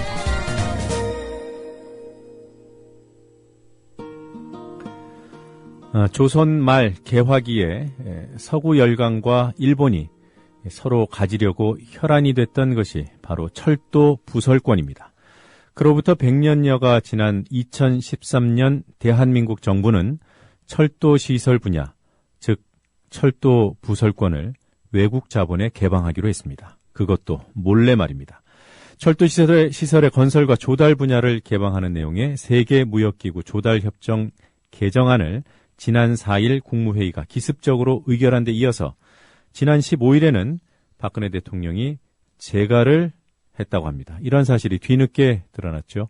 사회공공연구소 철도정책개권연구위원이신 박흥수 위원과 함께 이 문제 짚어보겠습니다. 박흥수 위원님 안녕하세요. 예, 안녕하십니까. 세계무역기구 WTO의 정부 조달협정 개정안, 이걸 박근혜 대통령이 지난 15일에 재가했다는 것 아니겠습니까? 예. 네, 이걸 두고 철도 민영화에 사인, 서명을 한 것이다. 이렇게 예. 보도가 나오던데요. 동의하시는지요? 예. 이 전통적으로 철도 부분은 공공 분야였거든요. 네. 그리고 이제 드물게 2000년대 들어서 민자 사업이 추진돼서 일부 이런 민영화 부분이 있었습니다. 근데 정부 조달 시장 개방으로 인해서 앞으로는 민영화적인 그 부분이 일반적이 되고 공공 부분이 되게 극히 예외적인 분야로 발전할 수도 있는 아주 위험한 징조를 갖고 있다고 봅니다. 예. 대통령이 재가를 하면 비준이 끝나는 건가요? 아니면 국회 동의가 남아 있는 건가요? 대통령 재가로 일단 마무리된 거고요. 네. 원래는 이제 대통령 재가, 그러니까 11월 4일 날 박근혜 대통령이 프랑스에서 파리에서 프랑스 경제인들 연설에서 기립박수를 받고요. 네. 그 기립박수 받는 과정에서 내용이 이제 철도 부분 조달 시장을 개방해서 이 투자를 적극 돕겠다 이런 걸 얘기를 한 거고요. 네. 또 그 다음날 국무회의에서 바로 의결이 됐는데 그 이후로는 이제 대통령 재가가 남은 상태이기 때문에 제발 대통령이 이 문제를 사회적으로 논의해서 과연 이 한국 여러 전반적인 경제 상황과 이런 것들을 결부시켜서 국민 생활에 정말 밀접한 중요한 문제가 있기 때문에 재가를 좀 미뤄달라 이런 논의가 있었습니다. 시민사회단체와 야당을 중심으로요. 네. 근데 이제 봤더니 이미 15일 날 재가를 마친 상태여서 그 이후에 21일 날 국회에서 토론회도 열리고 또 그 이후에도 기자회견도 하고 그랬는데 이미 열차가 떠난 뒤에 소를 흔든 격이 돼버렸습니다. 아, 그랬군요. 네. 예. 조금 전에 우리나라가 이제 철도 분야는 공공 분야인데 예외적으로 일부 외자가 들어온 경우가 있었다고 말씀하지 않으셨습니까? 예. 그러니까 지금까지 외자가 들어올 수 있는 상황하고 앞으로 바뀌게 되는 상황이 어떻게 다른 거죠? 지금까지는 이렇게 특히 도시철도 분야가 이번에 새로 추가됐는데요. 네. 이렇게 되면 이제 그러니까 도시철도라고 하면은 각 지방자치단체가 운영하고 있는 지하철, 경전철 이런 것들이 다 포함되거든요. 네. 근데 이제 기존에 있는 지하철 부분에 각 어떤 파트별로 외국 자본이 충분히 들어올 수 있는 길이 열리죠. 여기서 파트라고 하면 시설의 유지 보수, 건설 또는 운영 이 여러 가지 부분들이 있는데요, 철도에. 네. 이런 부분들마다 아웃소싱 형태로 외국 자본들이 충분히 들어올 수 있고요. 또 전체적인 운영권도 이제 확보할 수 있는데 지금 각 지자체가 이 지하철을 신규로 건설하는 부분도 많거든요. 경전철 사업이나 여러 가지 사업들이요. 네. 근데 이런 경우에는 처음 건설 단계부터 충분히 외국 자본들이 들어오기에 딱 알맞은 규모로 되어 있어요. 그런 네. 부분에서는 더 활발하게 외국 자본들이 진출할 수 있는 길이 열렸다고 봅니다.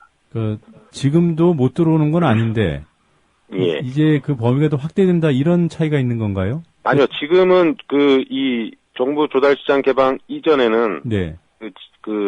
지자체의 그 지하철 이런 부분은 개방 대상이 아니었기 때문에요. 네, 들어올 수 없었던 부분이죠. 근데 이제 이번에는 이런 게 추가로 확대됐기 때문에 네. 예, 이 지자체가 운영하는 도시철도, 지하철 이런 부분들에 충분히 이제 들어올 수 있는 근거가 마련된 거죠. 네. 지금 뭐 수서발 KTX 얘기를 많이 하고 있는데요. 예. 그러면 이 부분은 이 협정과 무관하게 외자가 들어올 수 있는 가능성이 있었던 겁니까? 수서발 KTX 같은 경우는 이미 그 철도공사가 그 조달시장 부분 개방이 되었기 때문에요. 네. 현재, 그러니까 정부 발표로도 뭐 KTX 민영화는 상관이 없다 그러는데, 이 조달시장이 개방됐기 때문에, 만약에 수서발 KTX가 신설법인이 분리가 되면, 네. 이 분리된 법인이, 아웃소싱 형태로 여러 가지 그 부분별로 개방을 해버리면, 수서발 KTX도 외국 자본이 들어올 수 있는 길이 훨씬 빠르게 열리게 되는데요. 기존의 그 공기업인 한국철도공사가 이걸 운영하면 네. 그럴 위험성은 굉장히 줄어들거든요. 네. 근데 이제 신설법인이 어떤 경영 효율화 명목으로 각 분야별로 외국 자본을 유치하게 될 경우에는 껍데기는 공기업이지만 실제 내용은 민간 기업인 형태의 어떤 민영화가 가속화되는 현상이 벌어집니다. 네. 우리나라 철도 정책이 이른바 상하차 분리 정책 아닙니까? 예. 그러니까 밑에 선로를 까는 것은 철도시설관리공단이 맡고요. 예. 운영은 이제 코레일이 맡고 있고, 그럼 이후에 그 철도시설관리공단의 그 주 영역인 그 선로 관련 부분, 이 부분은 어떻게 되는 겁니까? 더 위험해지는 겁니까? 뭐 더 위험해진다기보다는 이제 이 도시철도 분야에 특히 이번에 새로 추가된 게 또 시설공단 부분이거든요. 네. 도시철도 분야 외에도. 그래서 시설공단이 운영하는 이 파트가 있는데 아까 말씀드렸듯이 이 설계, 건설, 뭐 감독, 유지 보수 이런 사업 부분을 시설공단이 감당하고 있는데요. 이 부분이 새로 이제 추가 개방되면서 예. 이 부분에 대한 외국 자본이 충분히 진출할 수 있는 길이 있는데 이게 왜 중요하냐면요. 철도 조달 부분은 일반적으로 뭐 다른 조달 부분 같은 경우는 물건을 납품해서 인도하면 끝이지만 네. 이게 뭐 정부 종합정세에 에어컨 달고 이런 게 아니거든요. 일단 네. 철도 같은 경우는 시설이 건설되면 그 시설 위에 열차가 달릴 수 있도록 하기 위해서 신호 시스템이라든지 또 운영과 관련된 제반 시스템이 시설 건설 단계부터 어떤 통합적으로 관리되고 나중에 거기 그 기술에 종속이 되게 돼 있어요. 네. 그래서 이 부분이 개방되고 외국 자본들이 자리를 잡게 되면 그 기술력과 자본력을 가진 외국 자본의 기술을 항시적으로 영구적으로 따라가야 하는 문제가 발생합니다. 네. 이렇게 되면 장기적으로 한국철도의 어떤 여러 가지 부분 분야별 기술 개발이라든지 이런 것들은 거의 이제 막힌다고 봐야죠. 네. 선로를 깔고 그것을 운영하는 그런 역할, 지금 철도시설공단에서 하고 있는 그것을 외국 자본이 맡게 되면은 이른바 그 선로 사용료 같은 것으로도 코레일 등이 종속되지 않겠습니까? 일단 선로 사용료는 시설공단이 주체가 돼서 받게 되는데요. 네.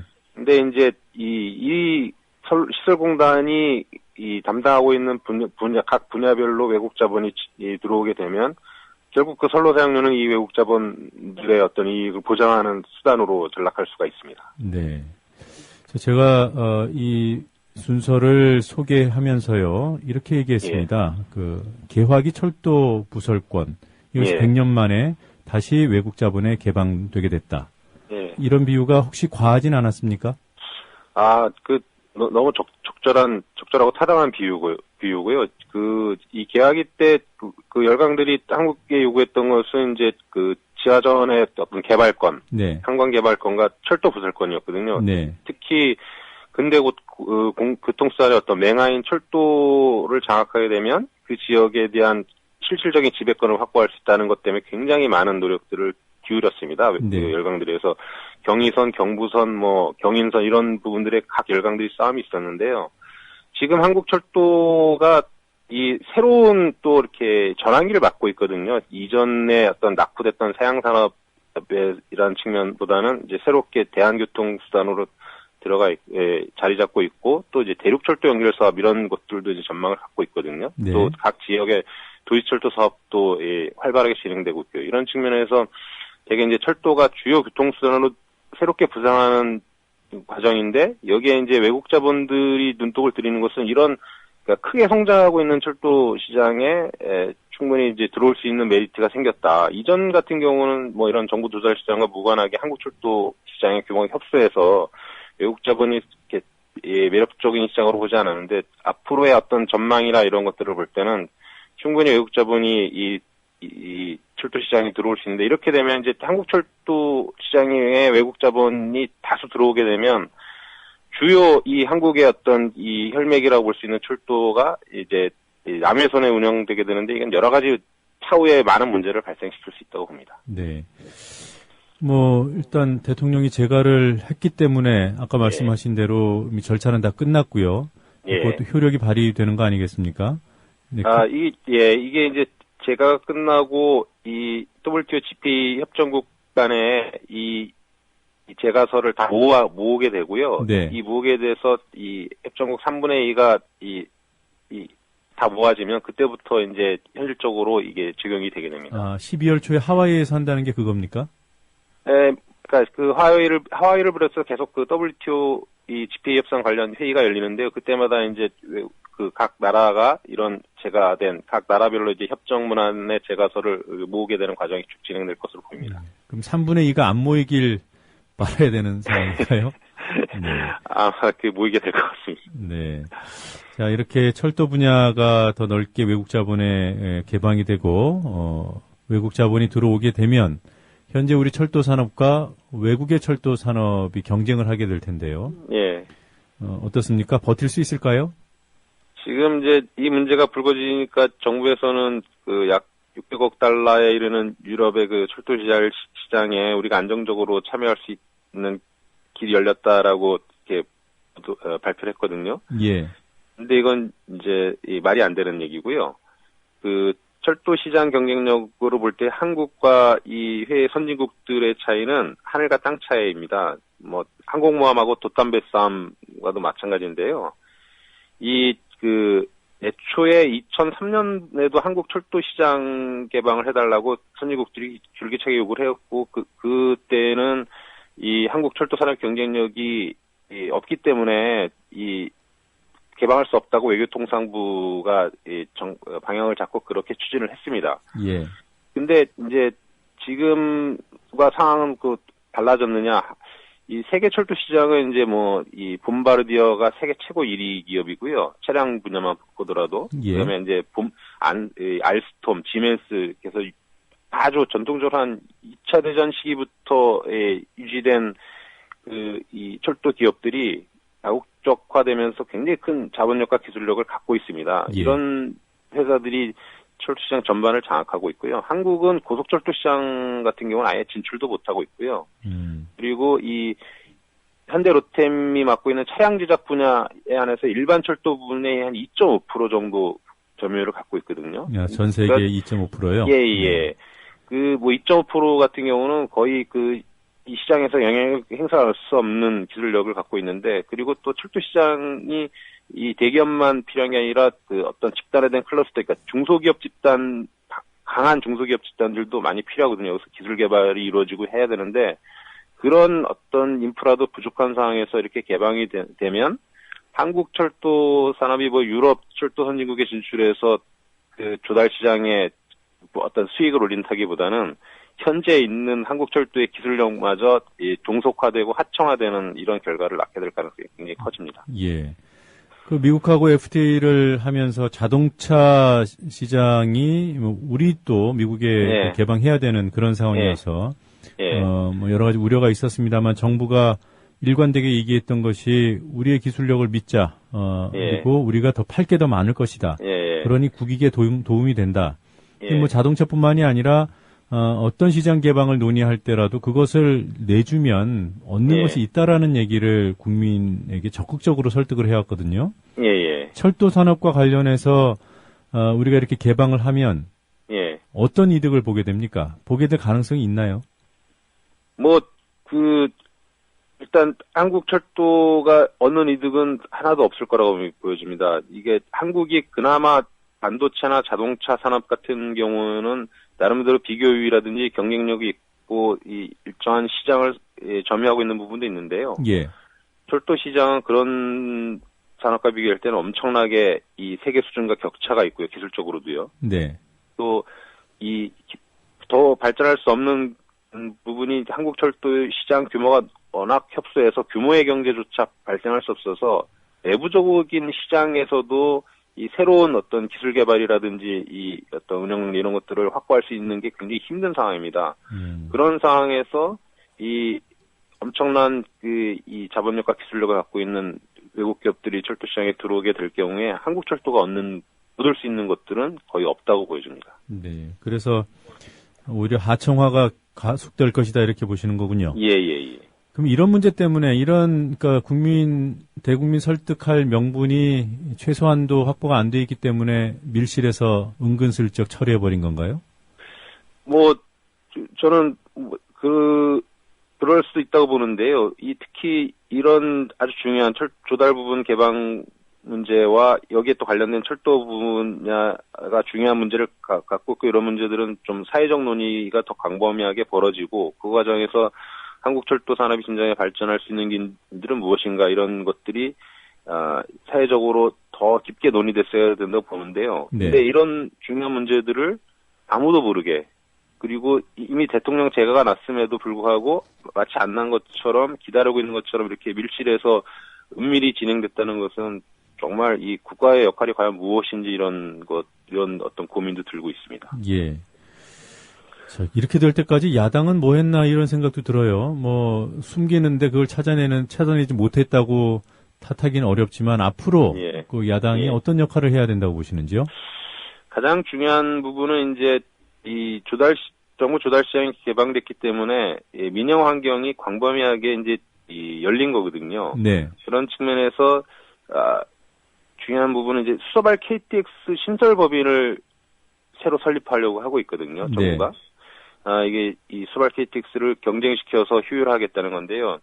이제 이 정부 조달 시장이 개방되고 또 이 수서발 KTX 신설 법인이 설립되는 순간 한국 철도 산업의 전반적인 어떤 민영화 도미노 게임이 있다면 그 제일 앞블록을 넘어뜨리는 것과 같은 상황이 벌어지거든요. 그러니까 네. 전반적인 로드맵이 가속화될 건데, 그래서 일단 정부 조달 시장 재가는 됐지만 이제 남은 KTX 수서발 신설법인 문제에 대해서 더 적극적으로 개입해서 이것이 실현되지 않도록 노력을 해야 될 것 같습니다. 네, 그러니까 수서발 KTX를 따로 떼내서 운영하는 새로운 회사 법인에 그것이 이제 다른 민간 기업에 넘어가거나 외국 자본에 넘어가지 않도록 해야 된다 이런 말씀이시죠? 예. 이 KTX 수서발 KTX 관련 부분은 철도 시설 이런 부분이 아니라 회사 운영하는 그렇죠. 예, 지금 우리가 타고 다니는 KTX로 얘기하자면 코레일과 같은 회사죠. 예. 말씀을 해주신 김에요. 이 수서발 KTX 언론에는 많이 나오는데 지금 운행은 안 하고 있는 거잖아요. 지금 이제 수서 평택 노선의 신선 건설을 하고 있고요. 수서에서 평택까지 가면 요 구간만 운행하는 게 아니라 여기서 기존의 이 고속선과 연결이 돼가지고요. 부산, 광주, 목포를 다니게 됩니다. 한국의 이게 주요 이 고속철도 기관망에서 두 회사가 이제 경쟁을 시켜서 효율하겠다는 건데요. 이렇게 되면 이제 기본적으로 공기업인 코레일이 운영하는 할 때 얻는 수익의 상당수가 수서발 KTX로 전이가 되고요. 그동안 이제 철도공사나 매년 적자를 이렇게 줄여오고 있는 상황에서 이 수서발 KTX를 통합 운영하게 되면 여기서 얻는 이 수익으로 이 철도공사의 적자를 메꿔서 건실한 공기업으로 이제 발전할 수 있는 길이 있었습니다. 근데 일단 수서발 KTX가 생기면 기존의 철도공사가 수익을 올리던 매출액 중에서 한 4천억 정도가 이전된다고 하거든요. 지금 이제 아셔야 될 게 전체 한국 철도 노선 중에 실질적으로 흑자를 내는 노선은 경부선 KTX 노선뿐이 없습니다. 이 작년에 여기서 5천억 정도의 흑자가 발생했는데요. 이 부분이 철도 적자를 메꾸는 데 굉장히 중요한 역할을 하고 있거든요. 근데 이런 이익의 상당수가 서발 KTX로 이전되고 그 서발 KTX가 이전되는 만큼 철도공사의 적자가 가중되는데 이 철도공사의 적자가 가중되면 이 철도공사의 KTX 흑자분으로 지방 적자선에 교차 보조하던 길이 막히게 됩니다. 그러면 이 지방 적자선의 어떤 운영이 부실해지고 또 이걸 이유로 여러 가지 이 운행 중단이나 폐선 또는 민간 개방 이런 논의가 되고 있거든요. 그래서 국토부가 밝힌 철도산업 발전 방안에도 철도공사가 운영을 경영상의 이유로 운영을 중단한 노선에 대해서는 민간 개방을 하겠다 이런 발표를 했거든요. 근데 그렇게 민간 개방을 하게 되면 한국의 철도를 운영할 수 있는 회사가 없습니다. 공기업이. 말씀을 들어보면은 문제를 더 키워서 그 부실 노선을 양산시키고 그것을 팔아넘기겠다 뭐 이런 얘기로도 들려요. 예, 맞습니다. 그래서 한국의 뭐 일반적인 철도 회사가 일반적으로 뭐 이 기업만 법인만 설립하면 되는 게 아니라 여기 그 또 운영 능력과 이 숙련된 어떤 기관사 이런 여러 가지 문제들이 다 포함되기 때문에요. 네. 이렇게 되면은 한국의 또 철도공사 외에 또 다른 그 운영사가 없는 상황에서 외국의 어떤 운영 능력을 갖고 있는 자본들이 충분히 들어올 수 있는 길이 열리게 되는데요. 네. 결국 이제 철도공사의 자연사를 유도해서 지방선이나 이런 일반 철도분의 다른 부분까지도 민간 개방을 가속화시킬 수 있는 문제가 되는데 그 열쇠의 출발이 바로 서발 KTX 신설법인이 되는 셈이죠. 예. 지금 뭐 조금 인터뷰가 길어졌습니다만 기왕에 나온 얘기니까 수서발 KTX가 왜 생겼는지 요거만 하나 더 여쭤보죠. 지금 수서에서 평택으로 가서 거기서 지방으로 가는 연계 노선까지 있는 그런 거기 때문에 아주 짧은 노선 하나에 국한되는 문제가 아니고요. 그렇죠? 그렇죠. 예. 네. 그리고 이 수서에서 평택을 잇는 이 KTX 노선이 필요한 이유가 흑자 노선인 경부선을 지금 선로 포화 이런 문제 때문에 증설을 하고 싶어도 못 하는 거잖아요. 그렇습니다. 이제 원래 이 경부 고속선이 만들어질 때 출발역을 광명역으로 했어요. 애초에 이게 남서울역이라고 지어진 거고요. 네. 근데 이 광명역을 출발역으로 하다 보니까 이 철도의 단점이 이 도어 투 도어 서비스, 즉 바로 앞에 탈 수 없는 단점이 있거든요. 여러 장점이 있음에도 불구하고 어쨌든 이 철도를 이용하려면 역으로 가야 되거든요. 그렇죠. 네. 근데 이 서울 도심에 있는 분들이 광명역까지 이동해서 열차를 탄다는 게 말도 안 되는 발상이었죠. 그래서 다시 출발역을 서울역과 용산역으로 옮기다 보니까 이 고속선은 광명역에서부터는 충분히 선로 용량이 있는데 광명에서 서울역까지는 뭐 이 경부선, 뭐 호남선, 장항선 모든 열차, 일반 열차가 오고요. 화물 열차도 오고요. 또 고속 열차도 오다 보니까 이 고속 열차의 수요를 감당할 수가 없어서 열차를 더 넣고 싶어도 못 넣는 상황이 벌어졌어요. 예. 근데 이제 이런 부분을 해소하기 위해서 바로 옆에다가 이 서울 동남부권의 이 상황을 가정해서 수요를 분산시키면 고속철도의 노선도 충분히 용량도 확보할 수 있고 어떤 분산의 그러니까 이 수용객 분산의 의미도 있다 해서 건설이 된 거고요. 그리고 2009년에 국토해양부는 이 서발 KTX가 건설되면 철도공사의 영업 수익이 올라서 적자를 굉장히 많이 상환할 수 있고 또 건실한 공기업을 갈 수 있다고 자체 보고서도 만들어 놓고 또 대통령 업무보고도 그렇게 했었던 적이 있었습니다. 예. 그러니까 이 노선이 철도공사 코레일의 경영 합리화, 그다음에 적자 해소, 뭐 건실한 공개관으로 공기업을 거듭나게 하는 그런 출발인데 이거를 오히려 그러니까 효자인데요. 예. 근데 효자를 이게 팔아먹겠다는 뭐 이런 얘기인가? 근데 이제 이게 이제 민영화 논란이 된 건 2011년에 10년부터 준비된 이제 이명박 정권 때 이게 가속화된 건데요. 네. 이게 워낙 흑자 노선이라는 것이 확인됐기 때문에 결국 이 흑자 노선에 대한 욕심 때문에 이런 민영화 문제가 가속화된 점이 있는 거죠. 예, 알겠습니다. 오늘은 여기까지 듣도록 하겠습니다. 좋은 말씀 잘 들었습니다. 고맙습니다. 예, 고맙습니다. 국민TV 라디오를 지지해주시는 방법. 팟빵 홈페이지에서 총 4가지를 클릭해주세요. 다운로드하기, 별점 주기, 구독하기, 댓글 달기. 기억하셨죠? 다운로드하기, 별점 주기, 구독하기, 댓글 달기. 더 좋은 방송을 위한 최고의 응원. 다운로드하기, 별점 주기, 구독하기, 댓글 달기.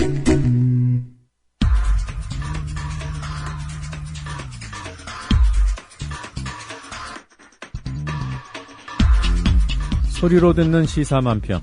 새로운 시사 풍자 프로그램 시사 에너그램 공갈입니다. 정치인의 발언을 구성하는 음절들 순서만 바꿔서 풍자가 담긴 새로운 문장을 만들어냅니다. 대통령 퇴진 요구가 천주교계에서 나오자 대통령을 위시해 총리, 여당 대표 등 여권 고위 인사들이 줄줄이 목소리를 높이고 있습니다. 오늘 에너그램 상자 공갈통에 집어넣을 발언의 주인공은 새누리당 원내대표 최경환 의원입니다. 최경환 원내대표의 발언 들어보겠습니다. 국민이 뽑은 대통령마저 부정하는 것이 일부 정의구현사재단이 말한 참된 정의인지 묻지 않을 수가 없습니다. 국민이 뽑은 대통령님을 강조하는 말이지만 퇴진을 요구하는 쪽에서는 국가기관들의 대선 개입 때문에 국민이 대통령을 제대로 뽑지 못했음을 강조합니다. 물론 국가기관들의 대선 개입과 무관하게 흔쾌히 기호 1번에게 표를 던졌고 국가기관들의 대선 개입 증거가 아무리 쏟아져도 여전히 대통령 지지 세력을 자처하는 국민이 상당수에 이릅니다. 오늘의 공갈통은 이러한 이른바 묻지마 지지 풍토에 대해 일가를 하는 문장을 만들어냈습니다. 여당 원내대표의 발언에서 단 하나의 음절도 빼거나 보태지 않고 음절 순서만 바꿔서 만든 에너그램 문장 들어보시겠습니다. 이제 저것은 정말 수사하지 않을 정부. 참된 정의 없는 한국. 일부의 묻지마 인민이 2단 구현 대통령 뽑습니다. 이제 저것은 정말 수사하지 않을 정부. 여기에서 저것이란 국가기관 대선 개입 사건을 가리킵니다. 참된 정의 없는 한국. 일부의 묻지마 인민이 정의 구현이 아닌 2단 구현 대통령을 뽑는다는 말이 만들어졌습니다. 원문과 에너그램 문장 이어서 다시 한번 들어보시죠. 시사 에너그램 공갈이었습니다. 국민이 뽑은 대통령마저 부정하는 것이 일부 정의구현사재단이 말한 참된 정의인지 묻지 않을 수가 없습니다. 이제 저것은 정말 수사하지 않을 정부. 참된 정의 없는 한국. 일부의 묻지마 인민이 2단 구현 대통령 뽑습니다.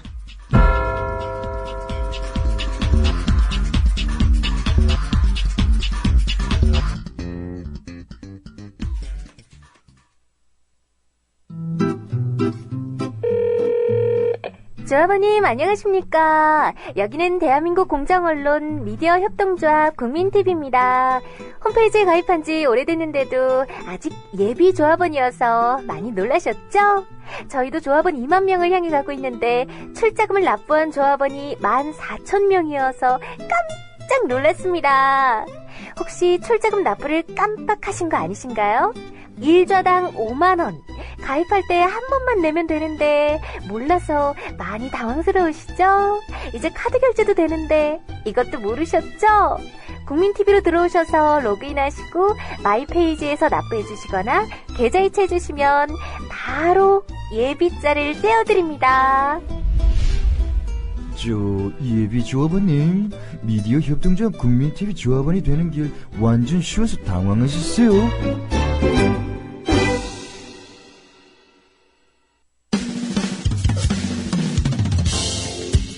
지금 여러분께서는 YTN 해직기자 노정면이 진행하는 국민TV 라디오 노정면의 뉴스바를 듣고 계십니다.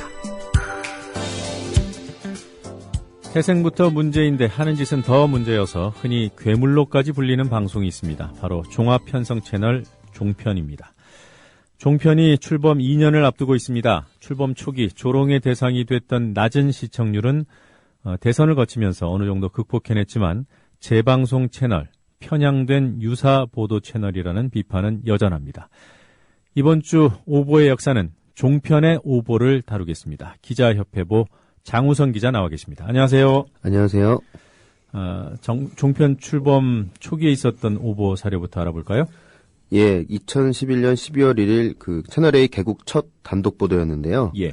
인기 방송인 강호동 씨가 그 1988년 11월 14일에 한 일본 오사카의 한 일식집에서 일본 야쿠자의 모임에 참석했다는 보도였습니다. 예. 당시 국내 폭력 조직 칠성파와 그 야쿠자 간의 의형제 결혼식에 참석했다는 얘기였는데요. 강호동 씨가 그 자리에 참석한 것은 사실이지만 그 강호동 씨가 야쿠자에 연계된 듯한 인상을 이 보도는 줬는데요. 하지만 당시 모임의 영상에 강호동 씨가 야쿠자에 연계됐다는 근거는 없었습니다. 네. 하지만 그 강호동 씨 측은 당시 감독과 코치를 따라가서 밥을 먹은 자리였을 뿐이라고 항변했는데요.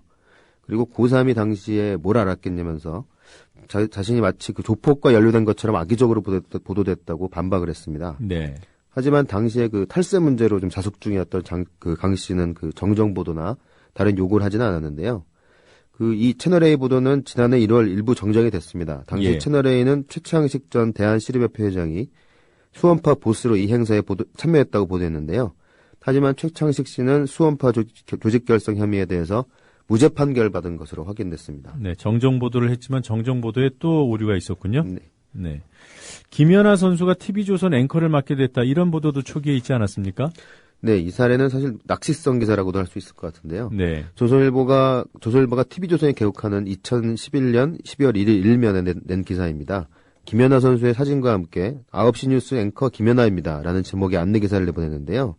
이 기사를 보면은 오늘 TV 채널을 19번에 고정하면 김연아를 만나게 된다. TV조선에서 김연아는 피겨 스케이트를 벗고 말쑥한 정장체미로 뉴스를 진행한다. 이런 내용이 있습니다. 네. 그래서 사람들은 그 김연아 선수가 TV조선 앵커로 기용됐다고 받아들인 사람들이 많았는데요. 하지만 김연아 선수 측은 곧바로 해명 자료를 내서 그 개국 축하 멘트를 앵커 형식을 빌려서 하는 것일 뿐 앵커 진행과는 상관이 없다고 반박을 했습니다. 네. 말씀대로 낚시성 기사를 조금 심하게 썼군요. 네. 지난 대선 전국에서 나왔던 오보는 없었습니까? 네, 채널A 그 지난 대선 때인 2012년 11월 29일 채널A 보도입니다. 예. 문재인 당시 민주당 대선 후보가 청와대 민정수석을 지낼 때 부산의 한산갈로 예매하면서 다운 계약서를 썼다고 단정적으로 보도했는데요. 하지만 그 문재인 후보 측은 사실무근이라고 펄쩍 뛰었습니다. 그러니까 부산지방법원이 이전하면서 당시 부동산 가격이 당시 지역 가격이 폭락해서 기준 시가보다 낮은 가격에 매각하고 정상적인 실거래 가격 그대로 신고했다는 게 문재인 후보 측의 이야기입니다. 예. 결국 선거방송심의는 채널A 이 보도에 대해서 법정 제재인 경고 징계를 내렸습니다. 네. 이 보도에 문 후보 측 반론이 실려 있지 않았던가요? 예, 이 보도에 그 문 후보 측의 반론이 반영되긴 했습니다. 예. 하지만 문제가 된 부산 상가 문제에 대한 반론이 아니라 이에 앞서 논란이 됐던 평창동 빌라 다운 계약 의혹에 대한 해명을 내보내서 또 문제가 됐는데요. 이 사안은 문재인 후보 측이 당시 관행에 따른 것이라서 위법이 아니라고 해명하는 내용인데요. 하지만 부산 상가 매매에 관련해서 문 후보 측은 다운 계약 시비가 있을 만한 일 자체를 하지 않았다는 입장입니다. 그러니까 채널A는 다른 사안에 대한 해명을 넣어서 문 후보가 채널A의 의혹 제기를 인정하는 듯한 그 보도를 했다는 지적을 받았습니다. 그리고 네. 그 연이어서 관행이어도 잘못이라는 시민의 코멘트까지 연달아 내보내서 그러한 지적들을 더 많이 받게 했습니다. 네, 그런 일 자체를 안 했다고 했는데 그런 일은 있지만 위법은 아니다 이렇게 해명한 것으로 보도를 했군요. 근데 이 오보가 말이죠. 그 채널 A가 아니라 TV조선에서 먼저 보도가 나왔던 거 아니에요? 이 부산상가 매매 관련 의혹은 다른 언론들도 보도를 했었습니다. 예. 하지만 대부분 좀 문 후보의 반론과 함께 실으면서 아무래도 대선 공간이니까 민감한 주제였으니까요. 네. 공방 수준으로 좀 신중하게 보도를 하는 데 비해서 채널A는 기정사실화해서 아주 단정적으로 보도했다는 게 좀 차이가 있습니다. 그랬군요. 네. 자, 그리고 대선 때 또 어떤 후보가 있었는지요? 예, 2011년 10월 11일 채널A 시사 프로그램인 이영경의 세상만사입니다. 이 프로그램에서는 그 여론조사 결과 박근혜 당시 후보가 안철수 후보와 문재인 후보를 양자 대결에서 앞서고 있는 것으로 보도를 했습니다. 네. 그 채널A는 그 리얼미터와 JTBC 여론조사를 인용을 해서요. 9월 24일, 10월 5일, 10월 10일 그 3일 동안의 그 후보들의 그 여론조사 지지율 추이를 보면서 그 판세 분석을 하는 그 토크를 했습니다. 예. 하지만 그 여론조사를 한 리얼미터 조사 결과는 사실 정반대였습니다. 그러니까 실제 여론조사 결과는 박 후보가 안철수 후보, 문재인 후보 모두에게 뒤지고 있었던 겁니다. 네. 후에 그 채널A 쪽은 그 제작 과정에서 그 문 후보와 박 후보의 그 통계를 이름을 바꿔다는 바람에 실수가 생겼다고 사과 방송을 했습니다. 네. 뭐 실수인지 고인지는 저희들이 알 길은 없고요. 여하튼 이런 종편에서 나오는 오보들이 그 야당 정치인에 집중되는 경향이 있지 않습니까? 네. 이번에는 그 박원순 시장에 관련된 오보입니다. TV조선은 2012년 1월 5일에 박원순 서울시장의 아들의 병역비리 의혹을 이제 제기를 했는데요. 네. 당시 그 박원순 시장 아들 병역 회피 의혹 보도의 첫 언론 보도였습니다. 그러니까 즉 박원순 시장의 아들이 공군사령부에 입소했다가 허벅지 통증으로 귀가 조치됐는데 12월 재검에서는 허리 디스크로 공익근무 판정을 받았다는 겁니다. 예. 그래서 박원순 시장은 아들이 그 발초신경 손상으로 다리에 허리에 통증이 있어서 귀가 조치됐고 재검에서 적법하게 공익근무 판정을 받았다고 정정보도를 요청했는데요. 결국 반론 보도가 나왔습니다. 하지만 허벅지 통증은 허리 디스크로도 발생할 수 있어서 사실 기사의 근거 자체도 좀 허술했다는 비판이 있었고요. 이후 이 의혹은 그 강용석 의원과 동아일보가 가세하면서 확산이 됐는데 결국 박 시장의 아들이 세브란스 병원에서 직접 MRI 촬영을 하면서 모든 의혹 제기가 오보였음이 확인됐습니다. 네. 그러니까 이런 의혹이 제기되면 그 공직자의 아들이 뭐 원론적으로야 개인이지만 네. 좀 이렇게 이런 전례를 좀 따랐으면 좋겠어요. 네. 뭐 의혹만 그대로 남고 지금 뭐 장차관 자제들도 그렇던데 올해 있었던 오보 한 가지 하나만 더 소개해 주시고 마무리를 할까요? 예, 오늘 그 종편의 보도 중에 아마 두고두고 좀 회자될 만한 보도인데요. 잘 아시는 5.18 북한군 개입설 보도입니다. 네. 그 TV조선은 지난 5월 13일 장성민의 시사탱크에서 그 북한 특수부대 장교 출신이라는 임천용 씨 그리고 이주천 원광대 사학과 교수를 출연시켰는데 그 이분들의 주장의 요지는 그 북한군 1기대대가 광주에 침투해서 당시에 전남도청을 점령한 것도 북한 게릴라였다. 네. 이런 것들이 그 주장의 요지입니다. 그리고 채널A 역시 5월 15일에 김광현의 탕탕평평에서 광주로 난파됐다는 그 북한 특수군 출신이라고 주장하는 가명 김명국 씨를 출연시켰습니다. 이분의 주장도 그 남한 전문가와 정찰부대 등 50명과 함께 북한에서 넘어와서 광주에 침투를 했고 그리고 광주에 가서 이제 전투도 벌였다. 이런 것들이 이분들의 주장입니다. 예. 하지만 이후에 비난이 아주 빗발쳤는데요. 그 TV조선은 22일 메인 뉴스에서 시사탱크에서 임천용 씨의 주장을 검증하는 보도를 내보내면서 그의 주장은 신빙성이 없다고 인정을 했습니다. 그리고 네. 채널A도 곧 사과 방송을 내보냈고요. 방통심의는 이 보도들에 대해서 시청자에 대한 사과와 경고 조치를 취했습니다. 이는 법정 제재 중에 가장 무거운 징계입니다. 예. 오늘도 여러 가지 오보 사례, 의미가 남다른 사례들 알려주셔서 고맙고요. 다음 주도 기대해 보도록 하겠습니다. 고맙습니다. 고맙습니다.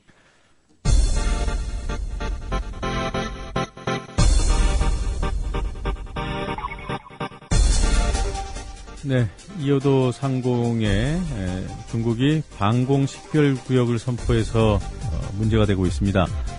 지금까지 우리나라는 이곳을 방공식별구역에 넣어두지 않았던 것이 밝혀졌고요. 더 한 가지 더 놀라운 사실은 이 이효도 상공이 이전부터 다른 나라의 방공식별구역 안에 있었다는 점도 새롭게 확인이 됐습니다. 중국이 선포하기 전에 이효도 상공은 어느 나라의 방공식별구역 안에 있었을까? 이것이 오늘 퀴즈죠. 정답은 2번 일본이었습니다. 뉴스바 오늘 순서 여기서 모두 마치겠습니다. 저는 내일 아침 7시에 다시 찾아오겠습니다. 청취해주신 여러분 고맙습니다.